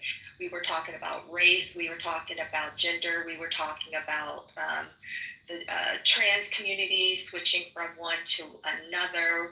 We had some stats given. If you just joined the room, you can scroll up and everyone gave some interesting stats. So if the stage is popcorn style, please allow those who newly joined the stage to speak first. And then I'm going to mute up, and I just want to get your thoughts on what you think of the Minnesota shooter, what you know about that shooter, and if there's any defining factors that you feel like could have prevented all of this going on. Yeah, so I'll put in my first thoughts, being that I'm probably the one on the stage that's the most recent out of the K through 12 system, so I probably know the most about it, at least in recent time. That's just because you're 12. Yeah, it's fucking dumb. Like, I'm so sorry, but all drills and all the safety preparations that we do, I mean, if you guys read statistics earlier, I'm hoping that one of them that was read is that the majority of the school shooters don't come from outside the school, they come from inside. It's the students that end up doing it. So, for example, when we go through all these like dumbass school shooting drills that we have to go through 24/7, quite literally all we're doing is just giving the game plan away to the shooter. That's all it is. It's, hey, the shooter's going to come from one of you guys. And one of you guys, apparently, who's smart enough to operate a fucking gun and have a whole detailed plan out of how you're going to kill people, is going to be too stupid to realize that when the classroom lights are off, that it means that people aren't in there. That's what all of a sudden that's what it means. Not that it's fucking off and everyone's huddled up in the back like a giant firing target to spray and pray in the back of the classroom corner. Or here's all the exit routes. Guess what? Now the shooter knows the exit routes too. So he knows exactly where to take you out from there as well. And like that's a big factor. I think that whenever people go into these safety discussions, or they go into even more things, like for example, arming teachers and all that bullshit that they want to go through there, even though statistically we can add on more, adding guns to the situation doesn't necessarily make it more safe, especially when those teachers or the people that are armed civilians don't have training in high pressure situations, don't have military training, don't have police training, and even some of the police, when they do have training, choose still to not do anything. We saw that during Uvalde. So like, there's a ton of things where we see people with training and without with guns that even when they're present at the situation, I'm pretty sure from 1982 to 2012, out of all the mass shootings that happened there, less than 1% of them were stopped by somebody who had a firearm on them as well during that time. So do I know what the solution is? No. But do I know what one of the solutions isn't? It's adding guns. That's not a solution. And thoughts and prayers haven't fucking worked for the last 30 years in a row. So that one's not doing anything either. What needs to happen, at least in my opinion, America needs to start caring more about children than they do about their gun culture. The moment that we stop caring about gun culture more than we care about the lives of people, or we care more about people than the right to have a tool that lets us play God, then maybe we'd be okay. I do have a question. That tool doesn't let them play God though, because you can't create that with a gun. I hear a lot. I hear a lot of people talking about gun control and different things like that, and it makes me really wonder, like, if we actually got off to the weeds about gun control, what type of gun control would you want? Like, what type of laws would you want to see implemented that you feel like would make a difference in this case? Yeah, sure. I don't want anybody, and call it ableist, I'll double down on it. I'll stand on it. I don't give a fuck. Anybody with some type of mental disorder, get the fuck away from a gun. You don't need one. If I can't have the mental disorder going into the military in order to do so, you can't have one to own a fucking gun as a civilian. I'm okay. If the military can realize that, so can like regular civilians. I don't think that's a huge fucking step to take. On top of that, when it comes to what's called evaluations, etc., I think that people should have to renew their gun licenses. I think that people should have to renew their psychological tests. Because, for example, one person may be okay mentally to handle a firearm during 1 year. In 5 years' time, something crazy could fucking happen to them where they develop something where they're no longer able to do so, right? So I believe in the same way that people have to get licenses renewed for multiple different things, so should gun licenses, and so should the test to see if you're mentally fit to carry a gun as well. That would be one of the most basic ones that would end up curbing a lot of shit that we have to deal with right now. Call it ableist all you want, I'll stand on it because it's safe. No, I agree with you. I think a lot of people have been saying that in order for people to buy certain rifles, certain pistols, I know depending on where you live now, you have to have a pistol permit and different things like that. So there are states that have licenses in order for you to own, in order for you to conceal carry, and do different things like that. I think like even in certain states, if you're under a certain age and you decide to buy a pistol, you have to have a pistol permit, which you go to your local sheriff department. And yeah, you can't, in certain states, you can't even buy one unless you're 21. Yeah, right? This county required a pistol permit.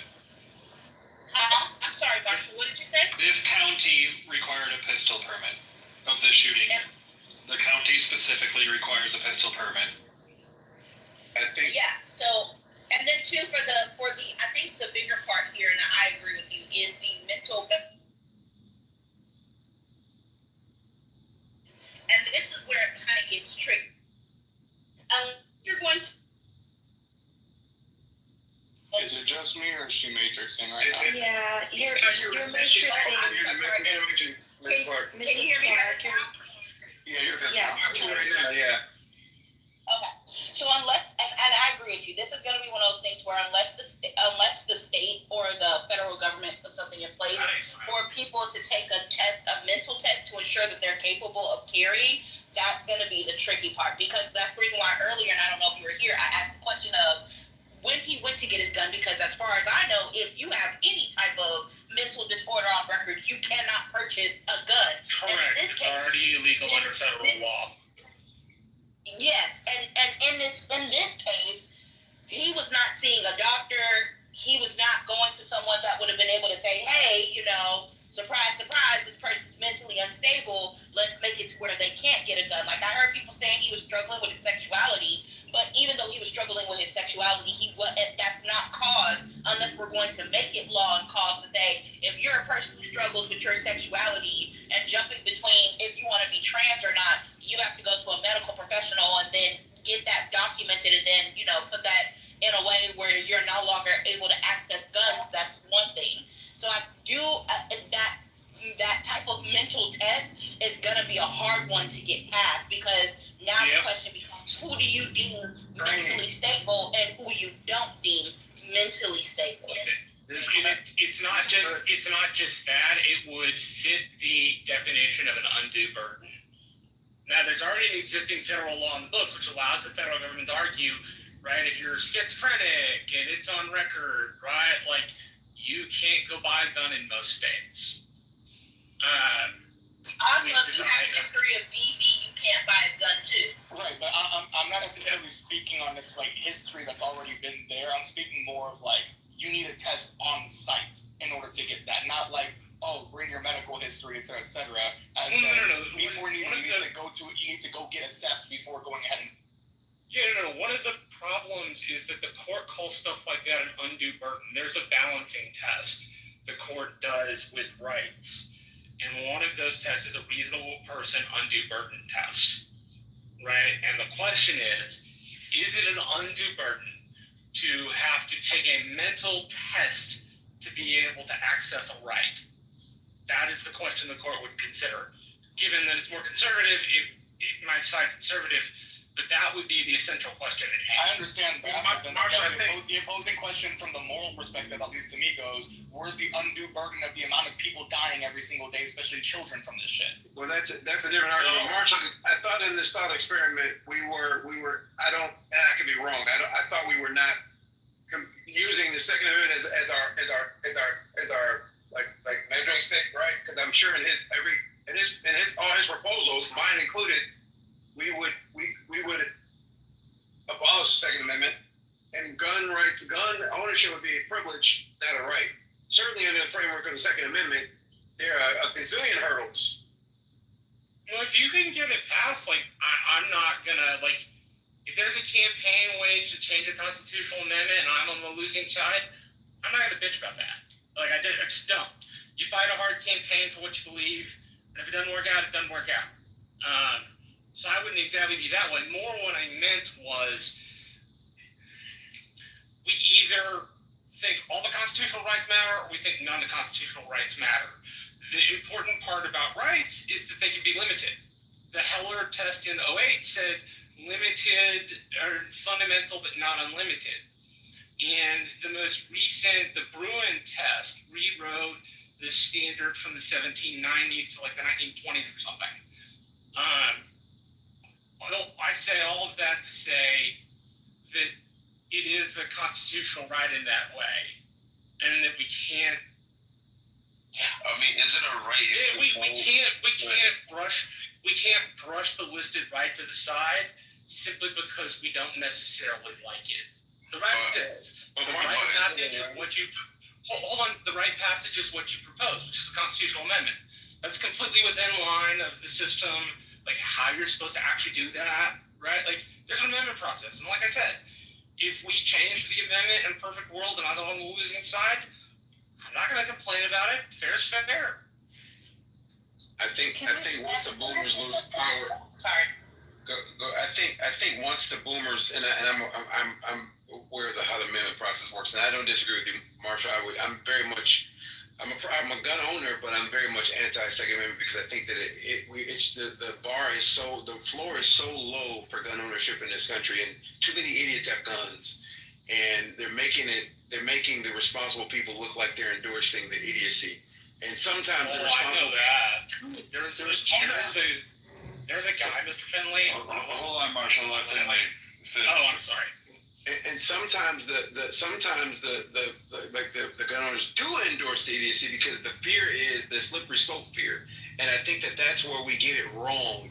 This idea that if you do this, then they're going to do that and that. And certainly, and we've seen this with gun rights, certainly there's a point at which you can put the brakes on this imaginary slippery slope. And that is a big problem because, again, even a lot of law enforcement folks will agree there are certain things that are quote-unquote common sense that we can do that's pushed back against. And one of those things is like the handcuffing of the ATF to freaking get the guns out of the hands of the idiots.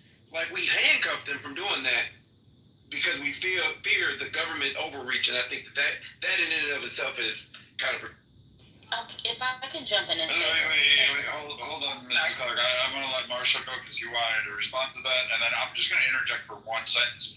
And then I'm going to hand it right to you. Yes, sir. Ms. Clark, you can go first. Wait, I thought he's going to say something. All right, so we'll do this. I want you guys to think on this. I am not saying that there is a gun problem. I'm not saying XG may have where did he go? Oh, he's still there. I'm not saying he may have some sense to his argument. I'm saying listen to his argument. Also, for those that are pro 2A, like who own multiple firearms, like I do, I want you to recognize this moment, because once you give up a right to the government, you no longer get that back. You will never get that back. It's like asking the government to start a program and thinking they will end.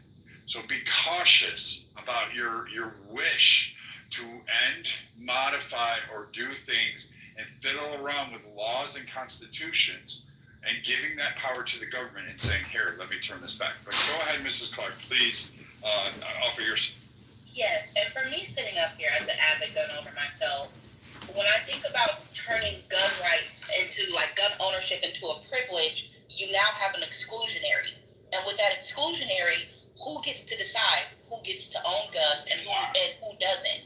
Why, what, where? Because even when we talk about gun laws, and both me and my husband have been sitting up here in a vehicle talking about it, I remember most of the gun laws that even exist today realistically were in play to limit Black people. I encourage everybody here to go watch the documentary on the Black Panthers or read Negroes with guns. Heavily after slavery, Black people were like, hey, we have the right to take up arms. We have the right to exercise the Second Amendment. And we did so heavily with guns and different things like that to defend our towns. That's when gun laws started coming out saying who and who can't own a gun, why you can't own a gun, when can you carry a gun, stipulations to carry a gun.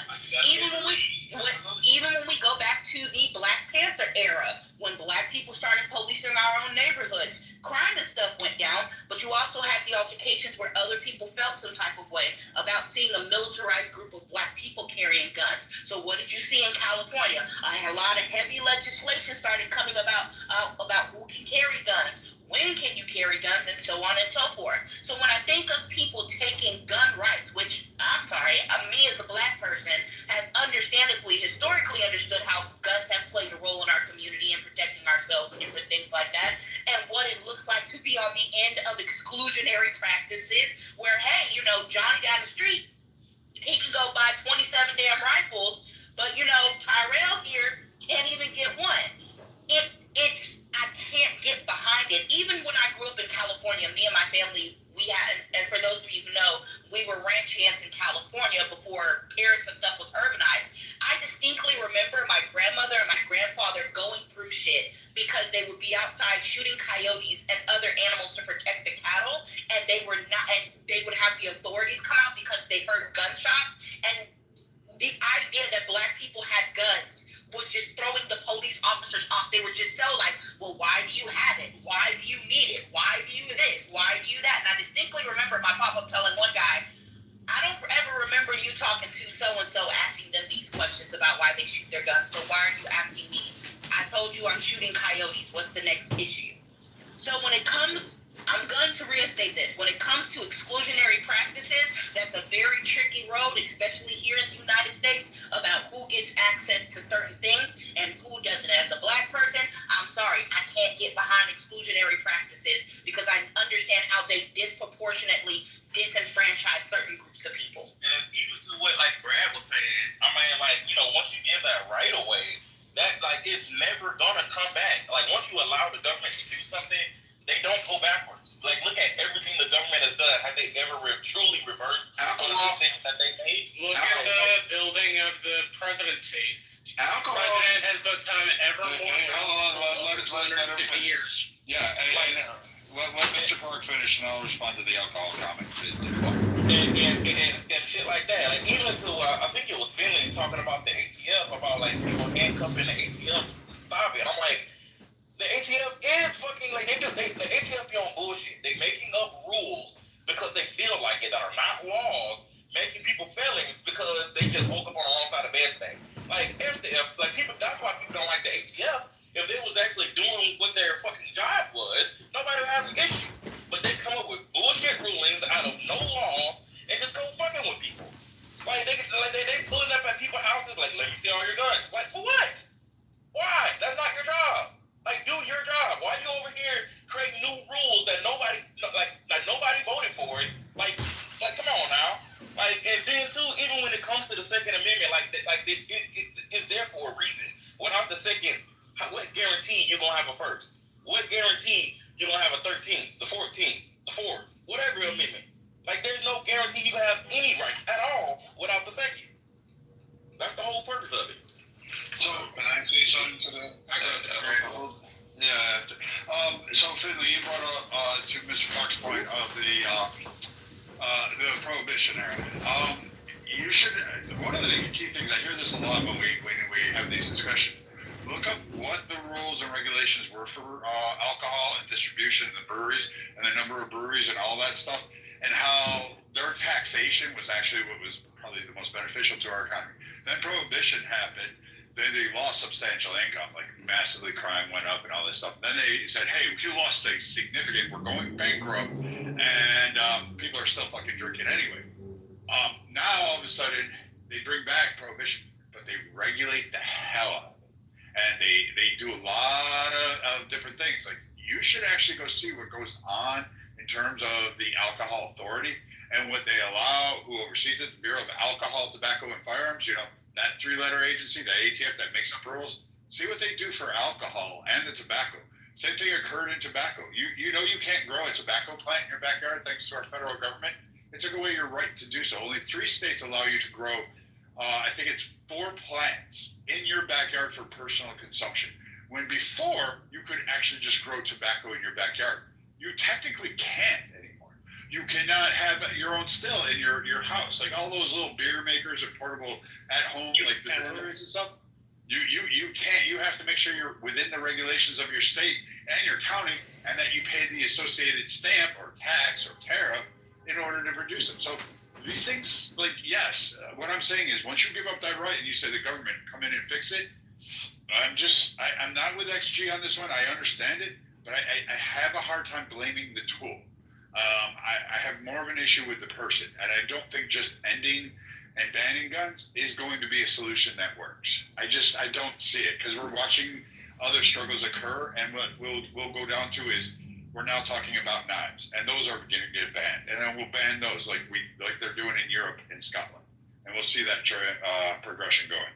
So again, I understand that, and again, I'm not against regulation. I'm the last person to talk about regulation because I'm not definitely for regulation.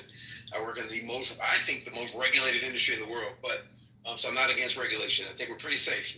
And if we had regulation, but we can't do it because of the Second Amendment.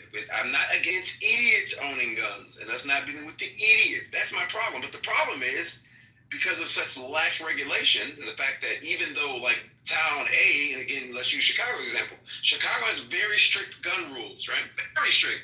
But 15 minutes across the border in Hammond, Indiana, person-to-person gun sales are totally legal without a background check. So if I were a bad actor, I can just legally go across and not deal with Chicago stuff. We'll go across the border. Or I can go north, 90 minutes north of freaking Wisconsin. Same thing, very lax rules. That's another problem that we have with gun rules in this country. The moment you cross that border, you might have committed a felony.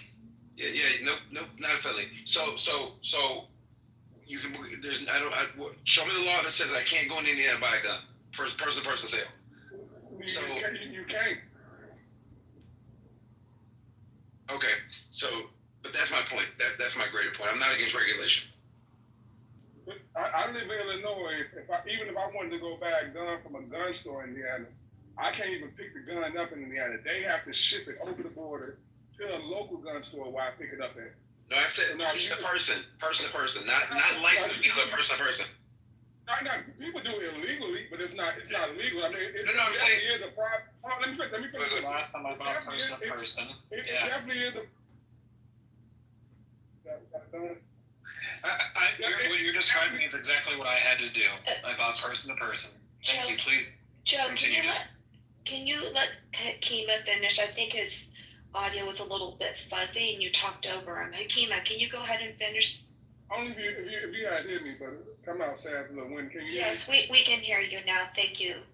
Okay. Now, it's definitely a problem with guns coming from Indiana, but it's not people from Chicago going and buy the guns legally.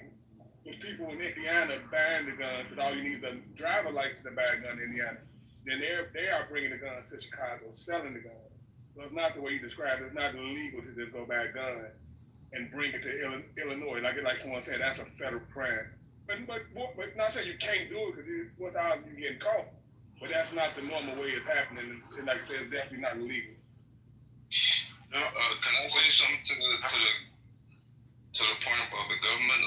So I don't know, like, of course, there's a gun conversation that always comes up. Like, I don't really understand what the point is there. Like, what can you do against the government right now? Like, the government can still, I mean, from my perspective, I guess a more left perspective, I think the government violates people all the time, right?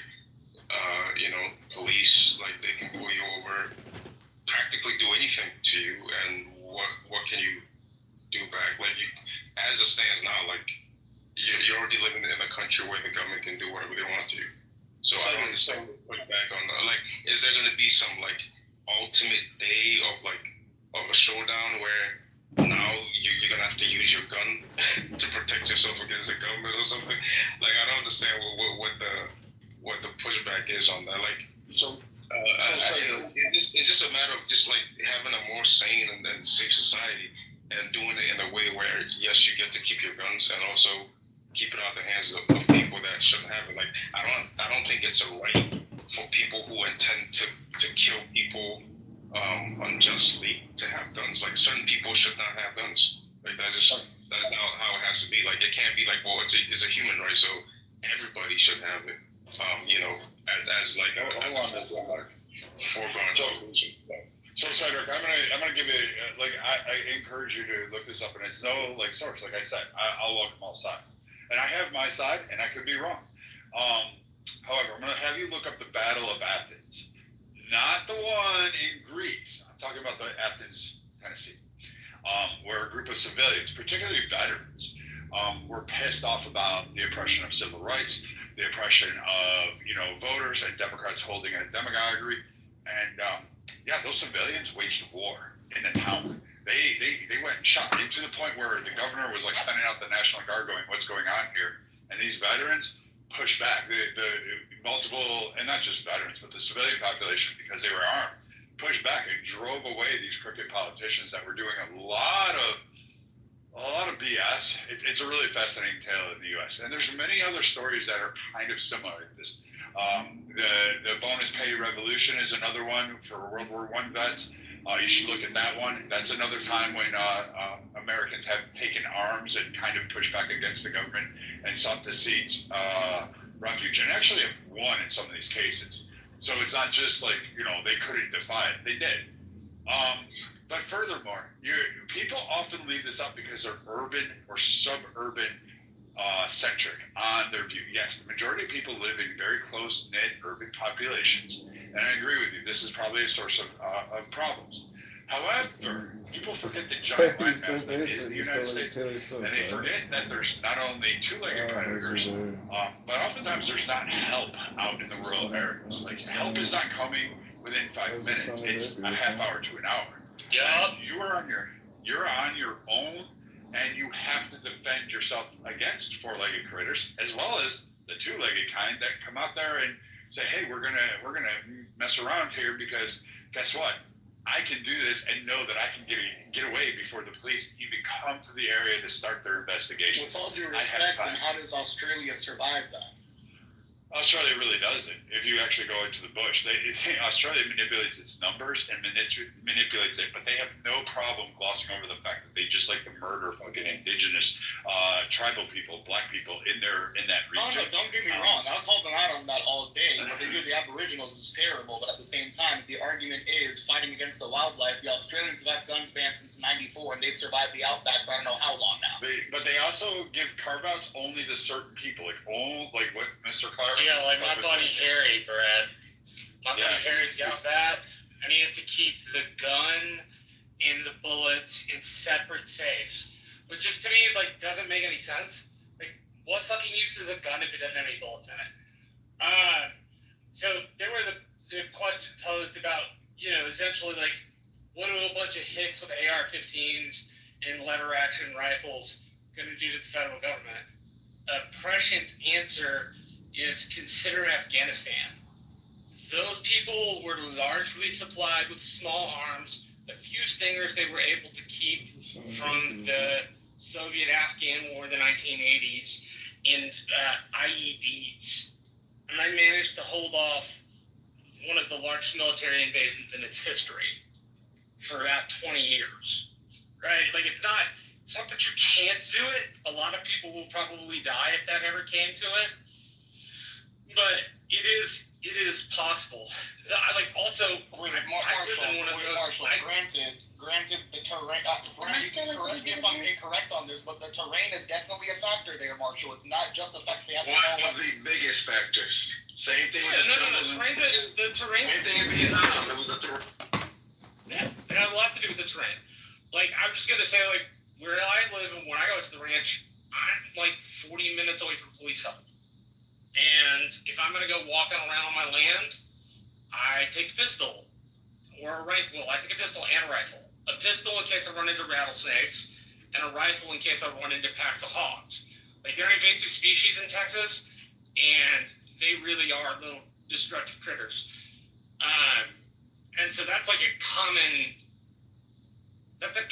thing. I also, at least for my money, I think suburbs and rural areas view guns a little differently. I'm going to use Dallas as an example. Dallas is full of a bunch of hoity-toity people, but people my grandmother called dime store cowboys. The folks who get the gun and got to put it on their hip, and it's an appendage, and it's so cool, look at me, versus rural areas, like where Brad's from and where I'm from, where if I'm looking in my safe and I need to go kill a nilgai and the hog, I need two different weapons for that. A nilgai, I need 308, and they're invasive species here too. And like to take a hog, I need a 223. And they're viewed more as tools, like a shovel or a rake. I realize that's not exactly like a one-to-one comparison, but that's, at least where I live in Texas, that's the thing I've noticed is like one of the biggest differences between gun owners in big cities and gun owners that live in rural areas. Right? Like it's primarily one views it as an appendage and the other views it as a shovel or like a pick. I know you spoke to my point, and this is and this kind of gets to the hard part, because don't get me wrong, I agree with y'all when we say certain people shouldn't have guns, right? Certain people, or the crazies, or the idiots, right? But this still goes back to how do you determine who was the idiot and who is crazy, right? Because even me sitting up here, I can sit here and look down the road at Jim Bob, who sits there and chews cud and cuts and spits, and he talks with a real deep Southern Creole accent, and I know he can't read. Does he lose his access to guns? Try the other pants. Is he now an idiot and has the right to not carry his gun, even though he's living out in the woods where the boars, bears, and possums and stuff are? This once again goes back to who is determining who's the idiot, who's crazy, and who doesn't have the right. Because, like I said, we can sit here and talk all day about certain people not having guns, but who are the people that get to determine what those people are, what they look like, how they speak, and how they look? And I have yet to get an answer. I got an answer. So, if you had regulations, right? Billy Bob, I grew up in rural America, and we had a rifle, right? The critters, right? That we rarely used. So you could classify certain weapons, right, for certain usage, right? So, for example, I am pro people owning guns to protect their houses. I am pro that, because again, lived in the middle of nowhere, well, not really the middle of nowhere, but you get what I'm saying, right? Rifles are a thing, right? Especially being in the rural South when racism was a thing and white people were really crazy, and they, you know what I'm saying, they would nug you up.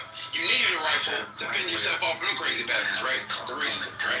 And so I'm for that, right? But as a law enforcement professional, I do not like handguns in urban areas. I don't care who's carrying them. I hated them. Hated. Because at any given moment, all I needed was one idiot. One idiot, right? Thank God it never happened. That's all I needed. And that's all I thought about when my city, you know, encouraged concealed carry, and changed the rules, and then did open carry, right? That's what I thought about. So you can definitely have regulations saying that, you know, for this situation, that, this situation, that. And you can do licensing, right? Renewals. Like, this is what regulation looks like, right? As a pilot, not all pilots can fly my plane. You can have a certain type of licensure to fly my plane, right? But any private pilot can fly a single engine bubble jumper, right? It's called regulation. And it's kind of a bad word, but it's my favorite. One of them. Yeah, can I answer? I think we already have identified what you keep everything in praise. Like, for any kind of regulation, you can always ask this question, like, who gets to decide? I feel like it's a bit of an empty question. Like, it seems legitimate, but it's like, then we don't have any kind of regulation for anything because, well, somebody will be deciding and they have a bias or you know, whatever it is. You know, pertaining to this conversation, I think I don't really see where that bias would be. Especially if you're worried about like a racial bias. Of course, I think that can always play into everything because I think racist people inject their racist bias into everything, right? That their lives are, you know, involved in. So if you have a racist person involved in the decision making, then yeah, they might inject something into that. But if we focus on the type of profile that we're discussing in this conversation, like someone that glorifies violence, you know, thinks, you know, chaotic violence is a good thing. Anyone that's showing any signs of that online and expressing those kind of things, maybe we'll try to have other processes added to it where they take a deeper look into the individual or someone like that, and they start taking actual actions towards obtaining weapons, and they seem completely serious about this way of thinking that using, you know, these type of weapons to kill people is a good thing, or it's, you know, something that is like some kind of amusement or something. I think it's fine.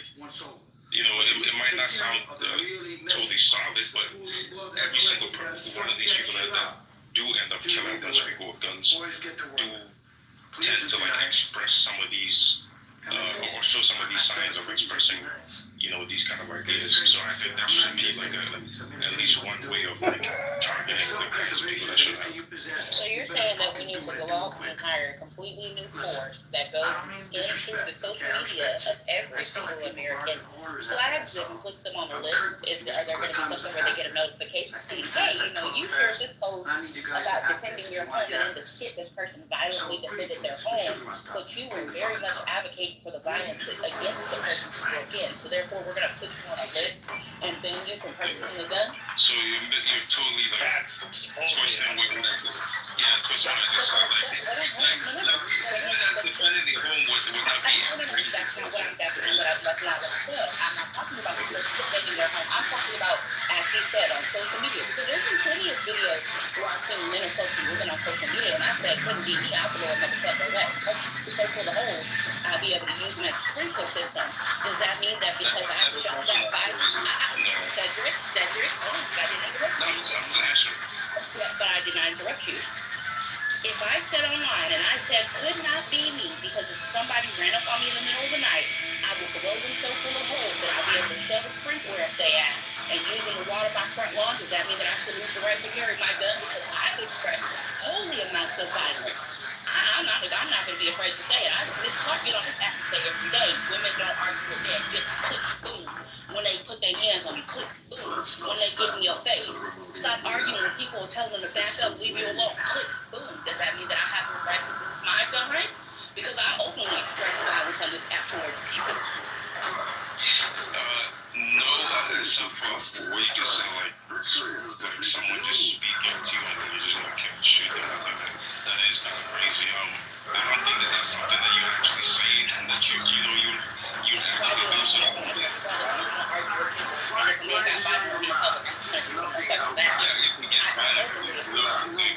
That means that you coming up yelling at me, screaming at me, and doing those things. That's violence.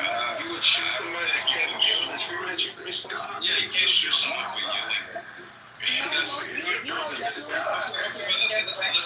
Listen, I'm not saying, look, I would say that necessarily rises to the level of someone being insane or something too crazy. These are people that express that type of violence where they are initiating it, right? They're going after people that are just living their everyday, lives, right? It's not like any kind of a defensive sort of scenario or anything. So I'm not saying anything that can be twisted or misconstrued as, you're a violent person or, you're violent. It should be, we have to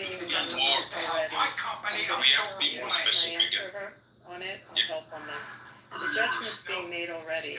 It's how law enforcement operates, and you have AI that's tracking social media. So what you just said, and if you say that kind of comment over and over, there are trigger words that are tracked and are flagged, and it gets flagged. And that's for your future, and that's the future that's happening, and what law enforcement is using to try to catch terrorist threats or to try to catch where hate cells and problems permeate. And more they're relying on AI. More things like chat rooms and social media. If you're posting something like that or you say something that's highly aggressive, it will get flagged. I mean, whether you like it or not, that's the future of how they are intelligence gathering. So just realize that. Also, I wanted to add to the conversation that not all these people necessarily show mental illness. And I put this in the chat. I mean, the worst shooting we've had in the United States, the biggest shooting, where over 500 people got shot and 58 people died, was not a guy that had any terrorist threats, no political agenda at all. The only thing that finally came out afterwards was that he had retreated somewhat from his girlfriend and his family, and he was at wealth, and he was using a lot of his money to play poker slots. I mean, that's about it. But not all of them are something you can catch in advance. No one would have had him on the radar, and he wasn't posting dangerous or hateful or aggressive statements online. But they are definitely looking for that now, and it's AI generated. It's how law enforcement tracks. Yeah, so I mean, I'm just basically agreeing with that point of view. And I wasn't necessarily saying that like it's gonna solve the whole problem, but you should at least start somewhere, right? You should at least make the effort to reduce these kind of things. And I think sometimes there are obvious signs that for some reason get ignored. Like, I don't know why they, don't stop some of these people from getting gun. They just are going to go on the radar. of law enforcement. That's just what's Yeah, and going you to should happen. stop them when they proceed to act on it. Yeah, There the should be some intelligence sort is of- out there. They're also going to track people that threaten the government. I mean, again, it's trigger words. It's computers that find this, and their algorithms that track. But they can't just track it, is what I'm saying. They need to I've act been on trying it. to get in for a while. Abby, that sounds good. It just seems like we need a little bit more of a unified depository for the flags, or for the trigger words and the flags.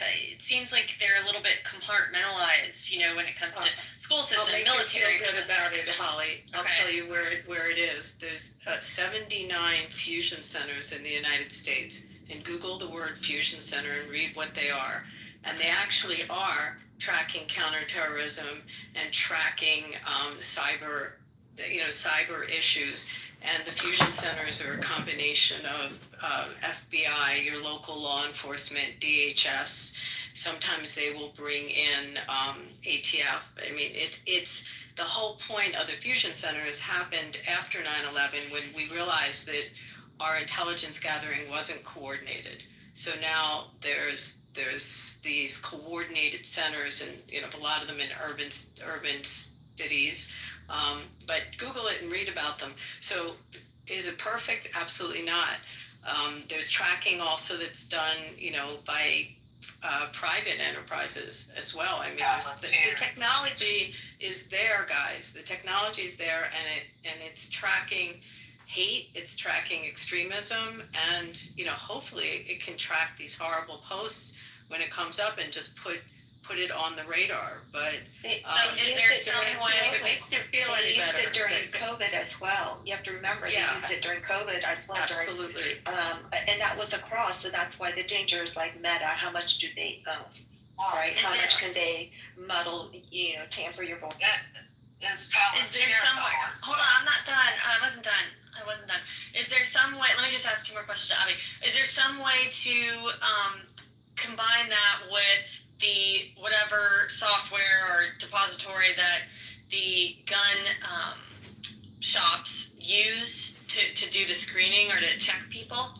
Well, that would Can we make it so interesting, isn't it? Because that's ATF that really oversees that. But it's interesting. There probably is. Remember, everything is still within the confines of what our law is and what our surveillance rights are.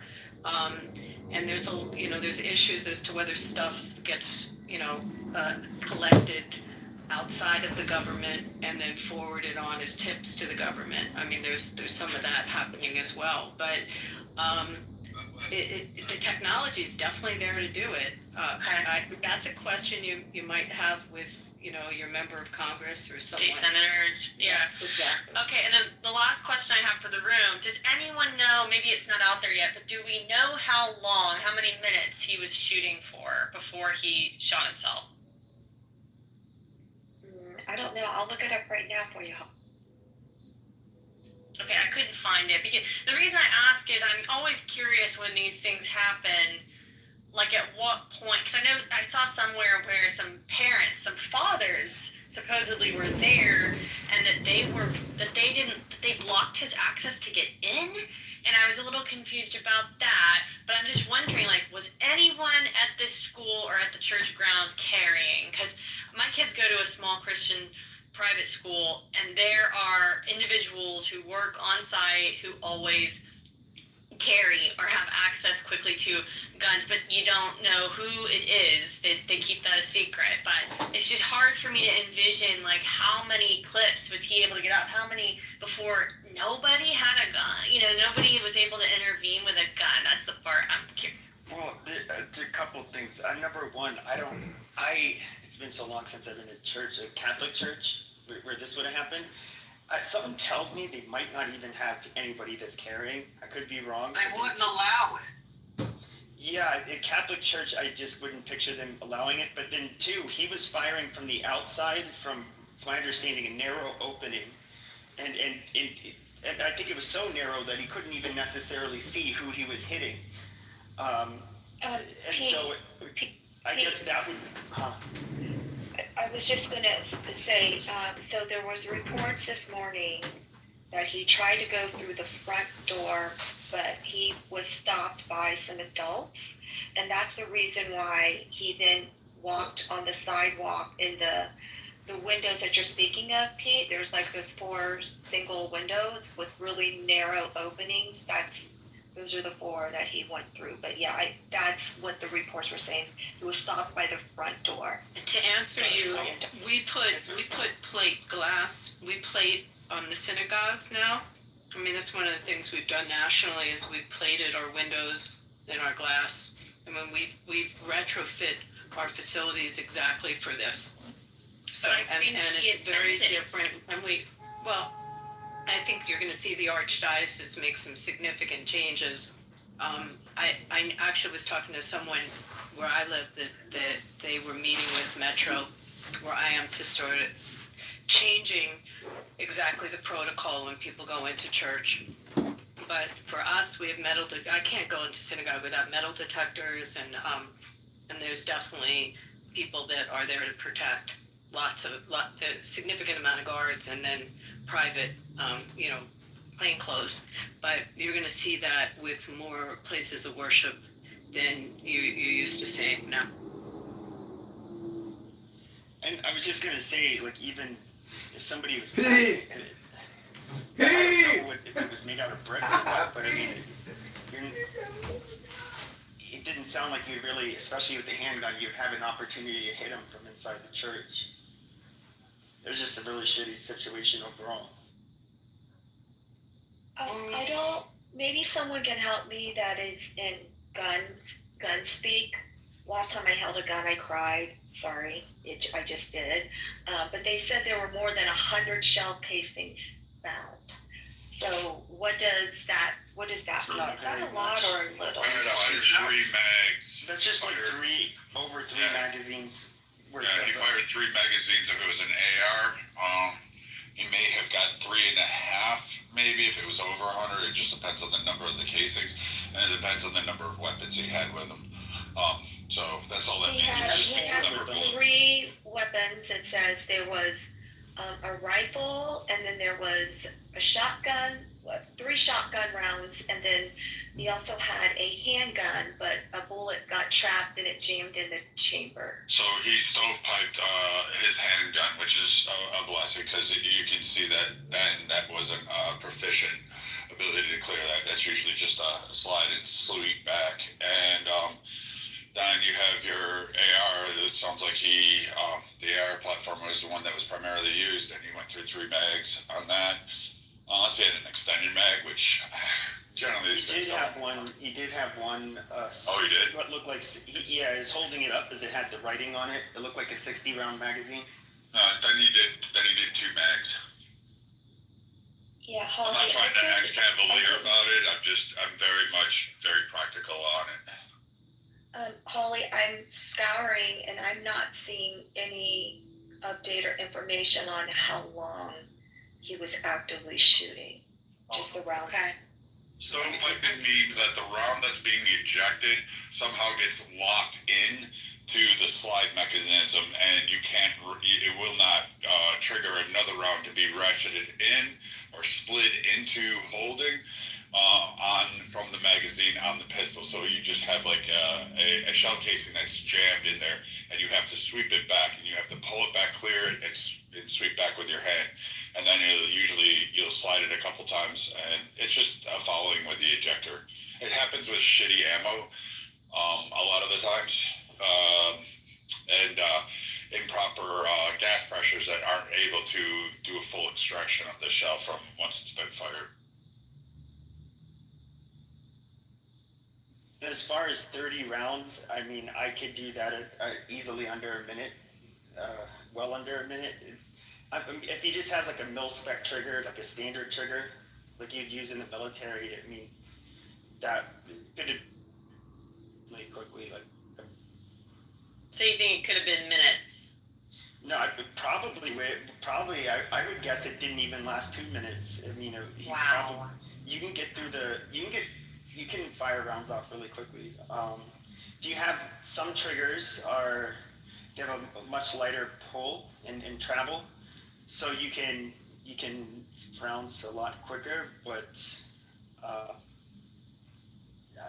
I'm just guessing he had just like a mil spec, like a standard trigger, which you could easily do that in between a minute or two. Not that it matters, right?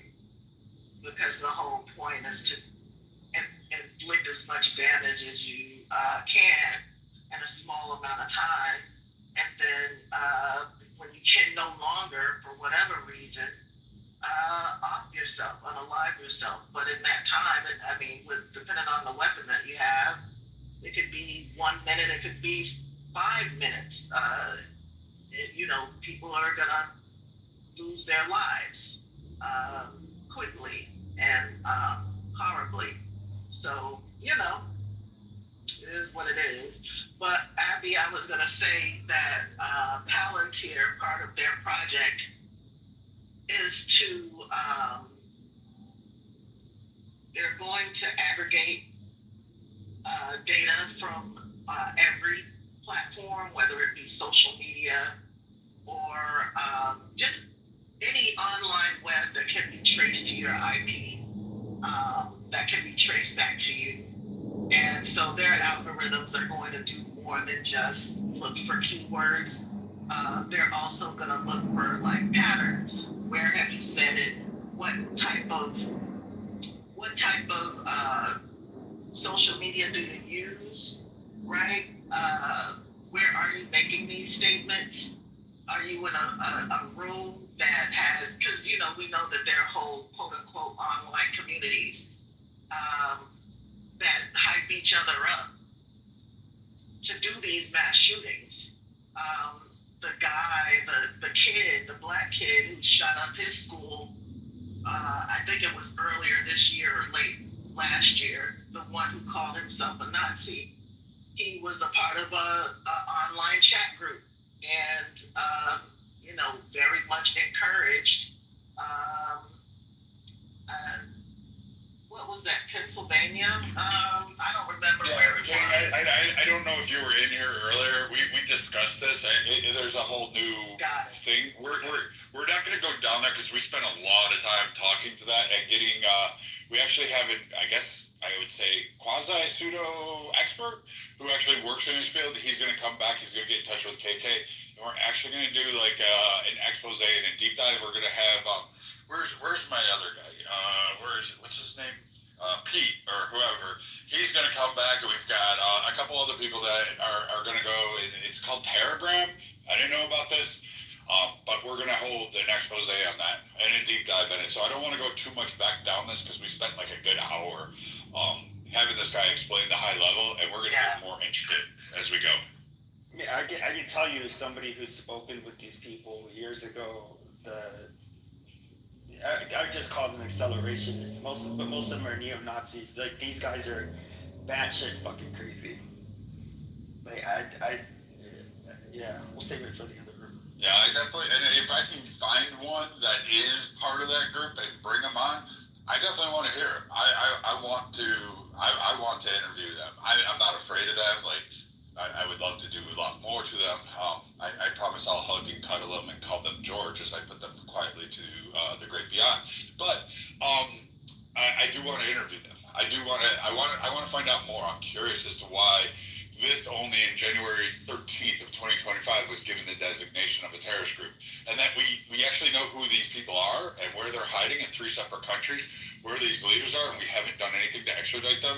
And both administrations, Biden and Trump, have recognized the fact that this group is very much a problem. So we're going to deep dive, King. Don't worry.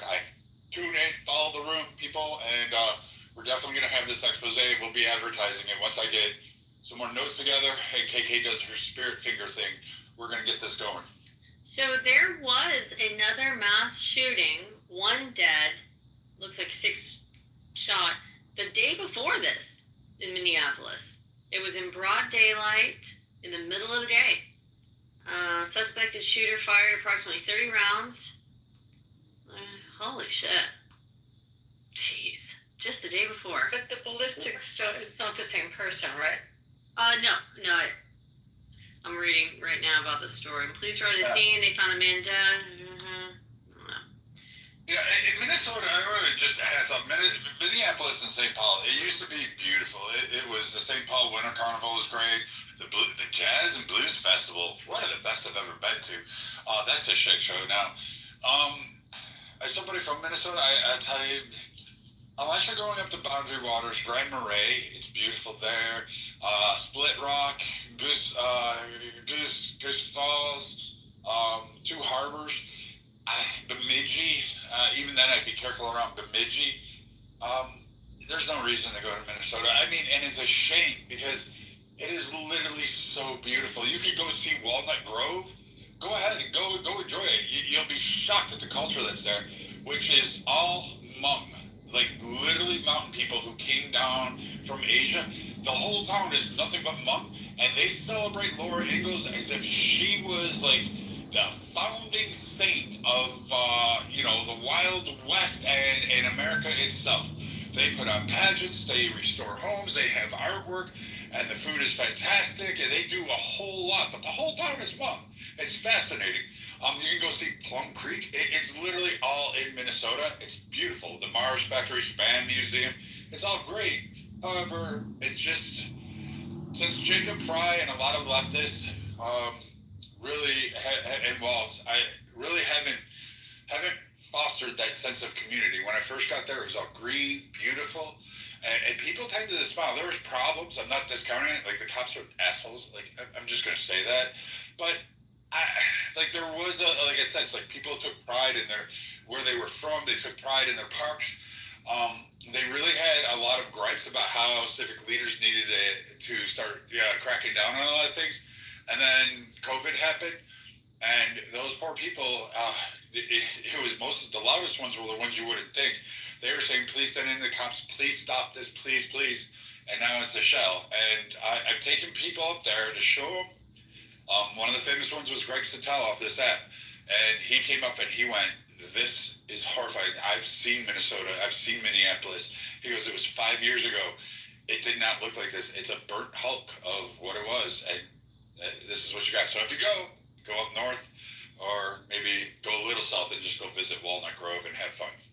But Brad, what does that have to do with mass shootings though? Like Sandy Hook, I'm sure, was in a beautiful well-off community, and many of these shootings are in well-off communities. Like, what does any of it have to do with it? Like, I don't believe that this is a problem that you have to be in a trailer park to experience. You can be on the upper rung of the socioeconomic ladder. Where are the majority of these shootings happening? What do you mean? Like, what type of schools are these happening in? Because someone didn't pick this up. We went from white Christian nationalists. What were Parkland? What type of schools? What type of schools? Where are the schools located at? Are they urban schools? We know that no. Okay. So why are there not mass school shootings in urban schools? They're easy targets. Have security measures. There you go. Bingo, there's start one. Well, they have security measures. Right, but also there's shootings at Target. There's shootings at church. This shooting was a shooting inside of a church. I mean, it was at students who were a part of the schools, but don't forget about the synagogues. I think the last. Okay, so now you're looping in everything. You just went from schools, and I told you where are the vast majority of the schools shooting. Wait, hold on, stop. Where are the vast majority of school shootings happening? They're happening in soft target-rich areas, such as suburban areas, because the PTA wants the look of a great school, but they don't want to spend money on security measures. They'd rather spend $150 on a new high school football stadium than give the kids band, art, and security protections. You don't want to spend it. Everybody wants the last thing they spend on is to be secure. which is fascinating to me in America, because over in Europe and other places, the reason you don't have a lot of violence on the schools is because they actually invest in security. They have measures in place. They You should also look at don't what have, French do. they don't have weapons on the scale of the United States. But and also, you know, that, you know, we don't want to pay for anything hardly with tax dollars anymore. So, I mean, all of the things that you mentioned, they sound great, but once it's time to start figuring out where the money is going to come from, people, even the people that have to vote on these types of things, they all of a sudden they forget, right? Because as we've forgotten before, and we will forget again, the way people feel and having all these conversations, because this has happened too many times. It's the norm, right? Nothing's gonna change. I just got through telling you. Go ahead, Finley. Go ahead. One quick note about the soft targets. So Florida schools, because we've had a couple school shootings down here. There's deputies at every school, including the one in which the deputies failed to respond. Also, Florida State, which is a major university, Go Noles, also they have campus police, and there was school shooting. I think Virginia Tech is the same. So, but I wanted to make sure again that it's not just security at urban schools, because they have shootings as well. It's the randomness of the school shootings that is happening. And again, I think it's this idea that it ain't gonna happen here out of this group. That's what I think. So yeah, this is such an easy problem to fix. After 9/11, our government is crazy. There's about 90 of public schools in the United States. There's about over 8 million unemployed veterans. Veterans who are trained for veteranry already took an oath to lay their life down for our country. Put 2 fucking guards in every school. 2 unemployed veterans in every school. Have a staff of 5. Let them rotate for lunch, whatever. This ends tomorrow. There has to be political motivation to take care of this problem. The fact that we're still discussing this problem in 2025 actually mind-boggles me. I'm done. But I'm just curious though, there's officers here in Florida, Andy, and we still have school shootings. We have deputies at almost every school. So we still have school. One of the other things to note is as new school facilities are built, they're built with security measures, taking it into the architecture. So it's interesting because, Brad, you're right, they're softer targets, but in actuality, a lot of the newer schools probably have, in the physical location, vestibules and areas to deter the entrance or to go through certain security measures that you probably don't have in the urban schools. Yet it's interesting they're penetrating and getting through. So no security system's ever 100%. Hold on.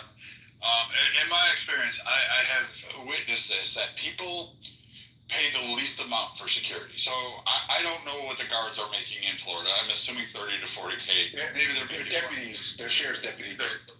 I don't know what they're making, so that means nothing to me. My point is that I just watched Texas putting a $150 million high school football stadium. Now they've cut programs. It's a big freaking school, but they've cut programs, and they complained about it. And I sat there and I said, that is a massive target environment. It's a huge school system. And I go, so I'm confused. Like, what upgrades did you do to security? And when I looked, I didn't see anything. I didn't see anything proposed except for like one additional guard at $33,000 a year part-time, which I said, that's not going to cut it these days. Like, I'm sorry, we live in a more modern world with all the advancements in technology, not even just taking guns out of the way, but just like looking at what you have going on. Like, we removed the responses to bullying. Like, bullying never left. We never changed bullying. We don't need to bring bullying back. It just never left. What we changed was how we were allowing people to respond to bullying. Instead of go knock that guy back on his feet or girl, now all of a sudden It's you have to use your feelings and you have to repress all this rage and anger and humiliation you have, and we'll work it out through drawings and puppy love and Skittles. I don't know. I'm not a psychologist. You'd have to ask one of them. I just think that we took a wrong turn somewhere. And if you're really serious about protecting your schools, you need to get rid of hollow core doors. There's already been a study out there. $250,000 would actually increase the odds of you having survive a shooter attack in your school. And it was $250,000 per school across the U.S.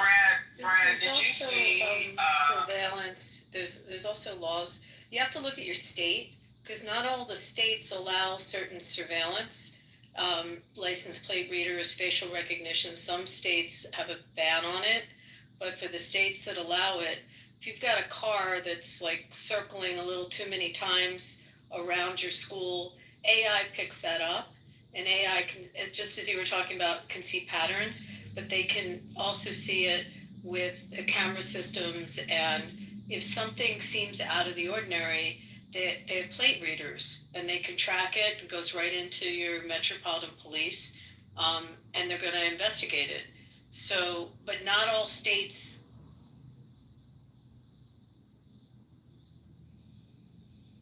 You there? You're in the matrix, Abby. In the camera. You're in the matrix, Abby. Yeah, we heard not all states, and then you went on silent. Oh, I'm sorry. Not so all can you hear me? Can you hear me now? Yes, yes, ma'am. Okay. So not all states have it legal to have plate readers and facial recognition. For the states where it's legal, you have surveillance, and you have between AI and regular surveillance. If a car is circling around a school in too many times, or in an abnormal way, they're going to pick up on it, and the cameras are going to trigger, a dive into reading the plates. And again, it's not all states allow this. The same thing with facial recognition. You're going to have, if someone is in the perimeter or the curtilage of a property and their face pops up on the camera, that's going to be triggered into facial recognition. If the person is then ID'd as someone either with a record, or they're even going to look at if someone has tats on their neck that are, white supremacist tats, or I don't know, you come up with something. They're going to look at their surveillance videos, but they'll use facial recognition. It's not in all states. Like in Florida, where you're talking about, you can do this, but you can't do it. I think like Illinois, you can't do it. My state, it's probably the number one state where you can, because we've had this, because of our industry. But you should look at your state laws and how much they can protect vis-a-vis the plate readers and the facial recognition. Brad, did you see on the news, I think it was last week or the week before, this happened in Seattle, right on the ocean front, where that guy pulled out a gun and shot the vet that was in the wheelchair because he said that he was doing some type of stolen valor shit. Did you see that? Yeah, I briefly saw it. It's scared across it. That's a whole different scenario. No. It really isn't, because my point is, if you observed the response of the children, there were several children in the frame, right? If you observe the response of the children knew exactly what to do. Right, to get the hell out of the way. And again, I think that we're trying to do all of this brainstorming, and people want to act like they're going to produce any type of problem solving at this point, where we lost the plot years ago. And we've already, produced a generation of children that are already almost war torn in a way. Like, they know what I don't know if you've been listening to these kids describing what they went through yesterday. They're not shocked. They know, because they've heard the story. They're familiar with it. It is the norm. And I feel like we got to stop jerking ourselves off trying to feel better about it and accept that that's kind of what we've chosen as a society, and this is just kind of what it's going to be. This is what it's going to be. So I will say this: you're not going to protect your children from not only being shot, but I feel like you're talking about trauma, robbing children of their innocence, exposing children to extreme violence. Like in real life, people talk about the video games, but we're talking about live and in color in real life. And we can't act like this is not the norm, and that we didn't choose this. So I come from a generation that was doing duck and cover drills for nuclear war with our desk. Apparently the desk from the 80s and the early 90s was sufficient enough to withstand nuclear blast. I think we should bring those back, because if they could handle nuclear bombs, what the hell, man? We just use those. I also had the fear. I was a latchkey kid. I was literally a predator's wet dream. Like, if there was a non-paneled white van with no windows on the back, I was probably the target they were looking for, because I walked around with a house key around my neck on a string. Not even a chain. We were so broke we could only afford string. And God help you if you lost that fucking thing. So yes, I grew up in a generation that was scared, and we had to immediately walk home. We didn't have cell phones. No one gave a shit. The only time your parents knew who they had kids was when the news came on and it said, it's 10 o'clock. Do you know where your kids are? That was their, like, oh shit, I have kids? Okay, so there's a little tongue-in-cheek in there, but that's literally how I grew up. And I'm going to tell you something, like, every generation has this fear. Like, we had kids that thought bombs were going to go off. They thought Russia was going to invade. We had movies. We had media. We had news coverage that was inundating us with, like, we're all going to be, what was that movie, Red Dawn or something? Patrick Swayze, a whole bunch of kids, like, fending off the entire Russian army. We were all going to be that. We were like, yep, I'm going to have my ear pierced, a handkerchief on my thing. I'm going to look like the boss with a cap folded in my back pocket, and I'm going to kill a whole lot of Ruskies. That was literally how we grew up. So I get the point. Yes, I don't want kids to be traumatized, but kids are traumatized every generation. Brad, we train, so I hate to break this to King, but we train our kids what to do with active shooters. We have drills with them. We now have this new initiative with the summer camps, because the summer camps were so at risk. So we have to put in, and those are exposed. If you ever went to camp where they're located, they're usually remote. They're on lakes with access, public access.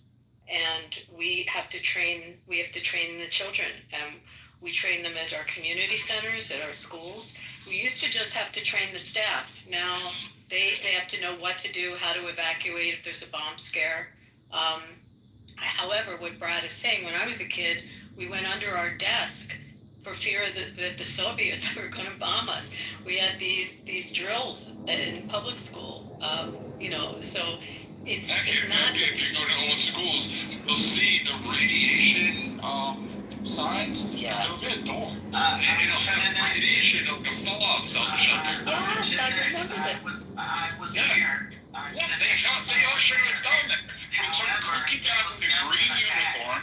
Yeah, hold on. They ushered us down there with some janitor in a green button-down shirt and green pants, and he was like, "Come in here, kids. I'll protect you." And we're all like, "Who gave this guy permission to like pull like 40 fucking kids and huddle us in the dark in some fucking room in the basement of a high school?" We were like living Freddy Krueger's nightmare.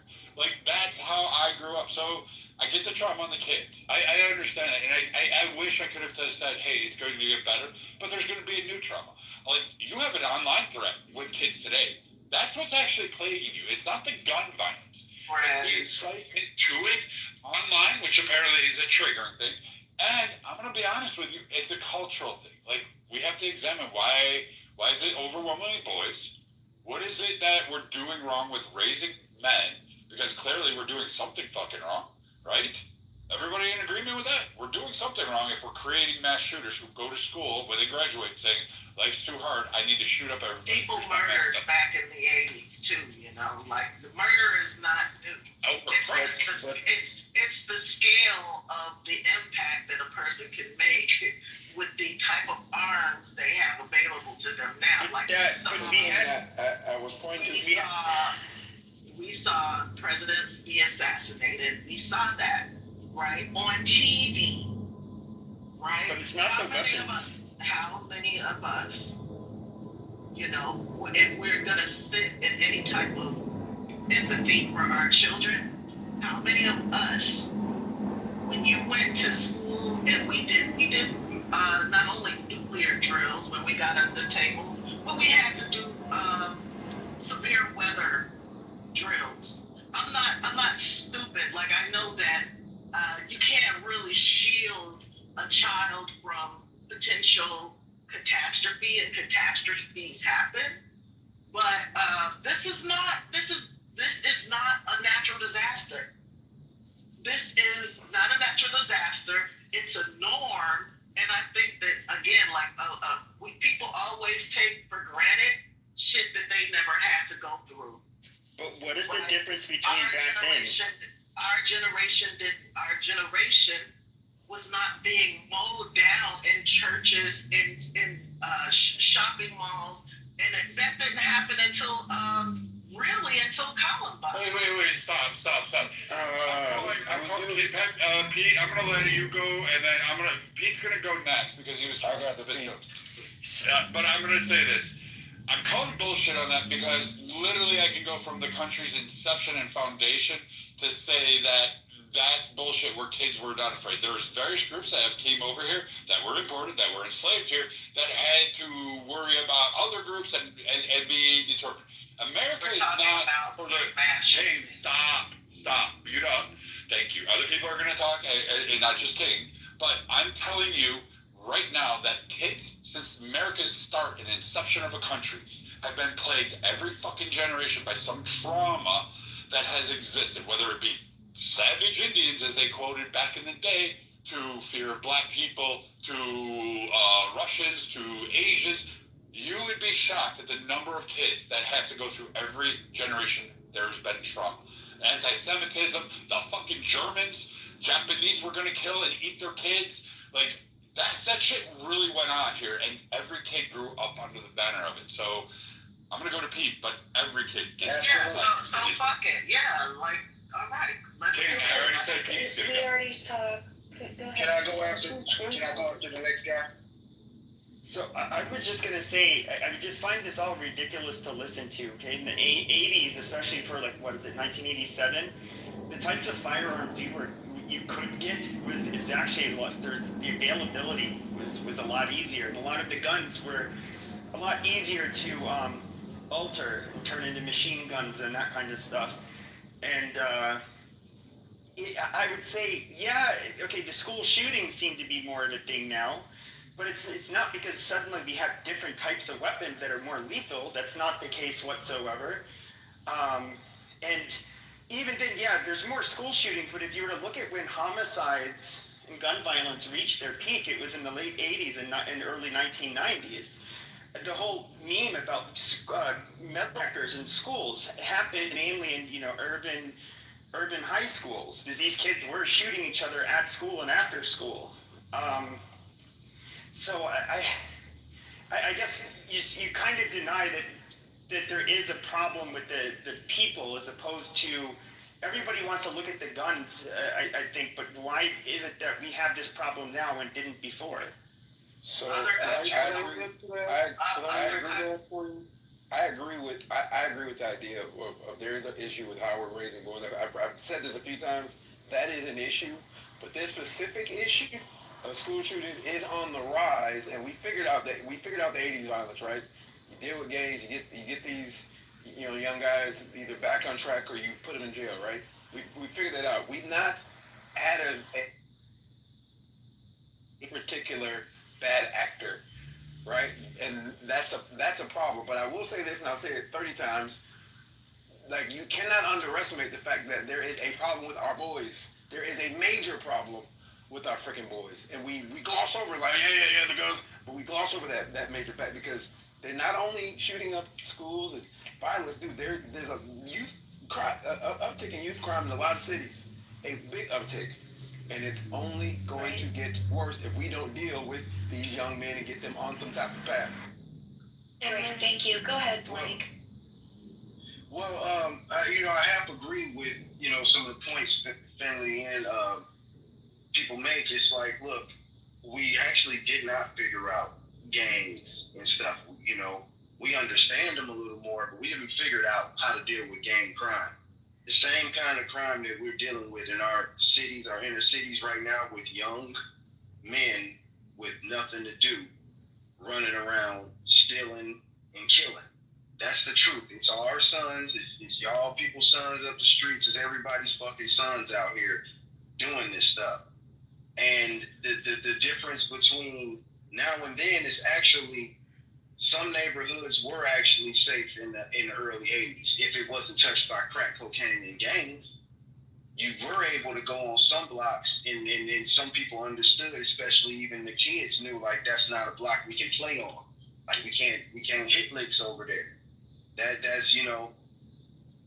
but now it's no holds barred. Like, whatever the impulse is at the moment, that's what's going to happen on the streets. And the people who are unarmed and unprotected from them are the same people who are unarmed and unprotected when somebody does a specific type of crime in which we freak out about, called mass shootings. Now, what we fail to understand or we keep ignoring is the statistics that we have for the amount of mass shootings in America are all grouped in a bunch with the ones we deal with more often, and that's, young black male shooting up like 3 or 4 people, pulling up on their ops, as they say, might hit 3 or 4 people, half of the targets were innocent, had nothing to do with their squabble. So that's the kind of mass shootings we usually deal with, and those are the numbers that are being clumped in. And for somebody to be able to make a national statement saying that mass shootings are on the rise in America, it's like, no, the same kind of shootings have been going on, and we've never figured out how to deal with that. But these school shootings and shootings at airports and stuff, it's just the same symptom of, it's not about trying to take the weapons from people. It's trying to figure out how to get more people to understand that nobody's coming for you. Nobody's going to fucking save you. You are the ultimate beginning and end and responsibility for the protection of you and the people you are responsible for. Yes, we have laws. Yes, we have policemen. Yes, we have authorities. But at the end of the day, they have shown and proven that they show up when the crime has already been committed to solve the crime of your murder, your robbery, your rape. That's what happens when you depend on a system. So it's not to blame victims, but until we get the same attitude we have about protecting money in America as protecting our kids, saying statements like maybe the kids should not be held up in an unarmed fashion, they shouldn't be held in a single place, a single location, unarmed, without any armed to protect them. Because we protect our money. Like, you believe it. Don't think you're going to place that has loads of money or anything that's worth it. Like, the problem is right in front of your face. You're scared to protect kids. You want somebody else to protect them. That's right, and we protect our guns. Thanks. Hold on just a second. Excuse me. Can I get back in the queue, KK? Not yet. Hold on, excuse me. Okay, not right. Thank you. Just a moment, please. We're going to be closing down the room soon, and I want to just give last call for anyone that's in the goo that wants to come up and speak. Now's your chance, because we're going to turn off hand raising. Also, before we let Mr. Finley and Queen also start have a share, I want to give an opportunity for those who have been on stage that has not spoken yet, like Annie and Jules, and perhaps Mike, the opportunity to speak. Flash your mic or come off mic if you want to speak now. Okay, great. So ladies first, let's go Annie, then Jules, please. Go ahead. Good evening to everybody on stage and in the audience. I live in Arizona.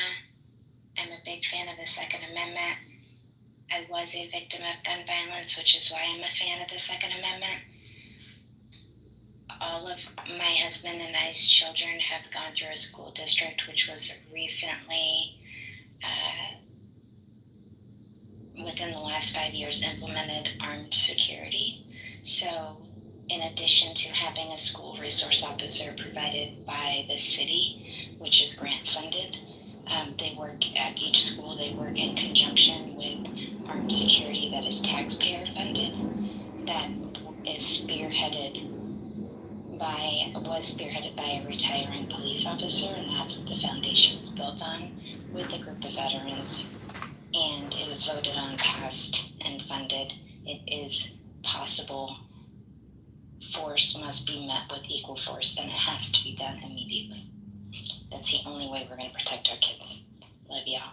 Thank you, Annie. Thank you. I have a history in the military community, and even some of my friends that are retired or out, they have done that. They did that a couple of times all across the country, as they kind of just set up a presence known, just to be like, if it just kind of a force of presence that might deter any future issues. Go ahead, Mr. Hey, thank you.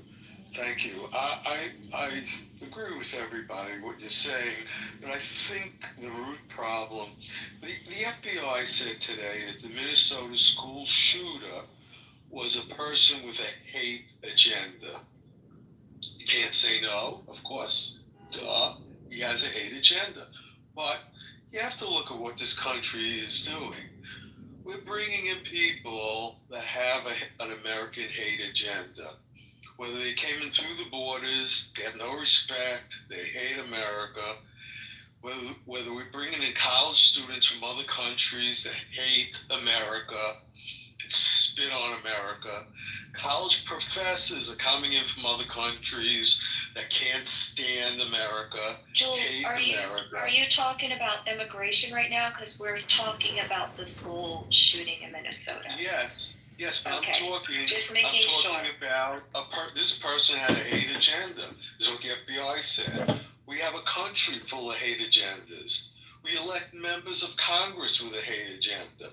George Soros wants these things to happen in America. He hates America. So this child or this transsexual, whatever, got the agenda of hate because it's drilled into him.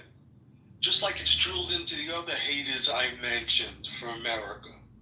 And that's why it's happening. You have to respect America. You can't hate America. If you want to live in America, you can't just hate America. And with guns, everybody's blaming the guns. Of course, a person like that should not have had a gun.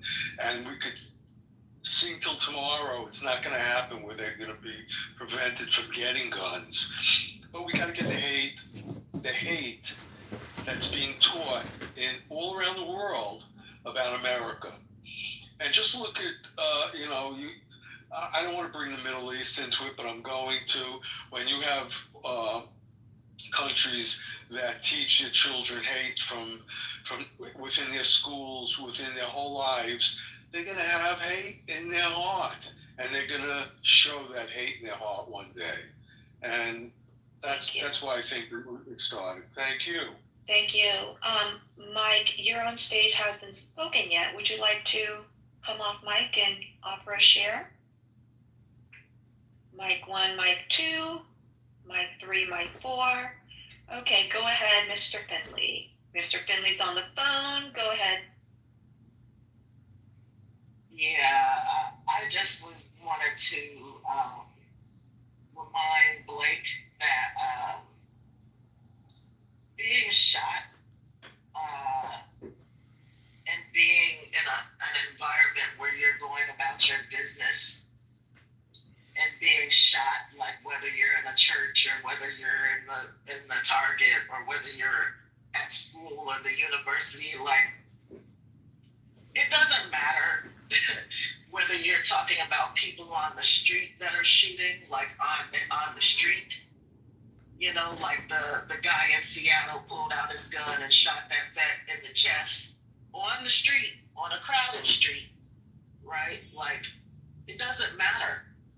So that's why it's all grouped together. Mass shooting is mass shooting. It doesn't matter what neighborhood it happened in, unless you're suggesting that it's normal or acceptable or no, I don't know. No, not at all. So that's why. I mean, the answer, in my opinion, I can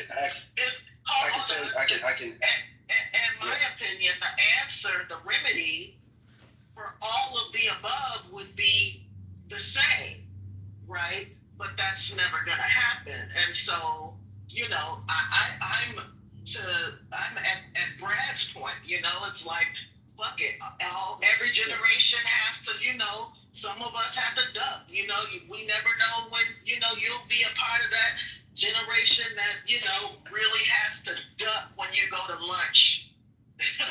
Which I did, and I'm grateful for that. You know, I didn't have to duck. Right. Because, you know, there was violence. There was violence, but I was able to take a lot for granted, and I'm very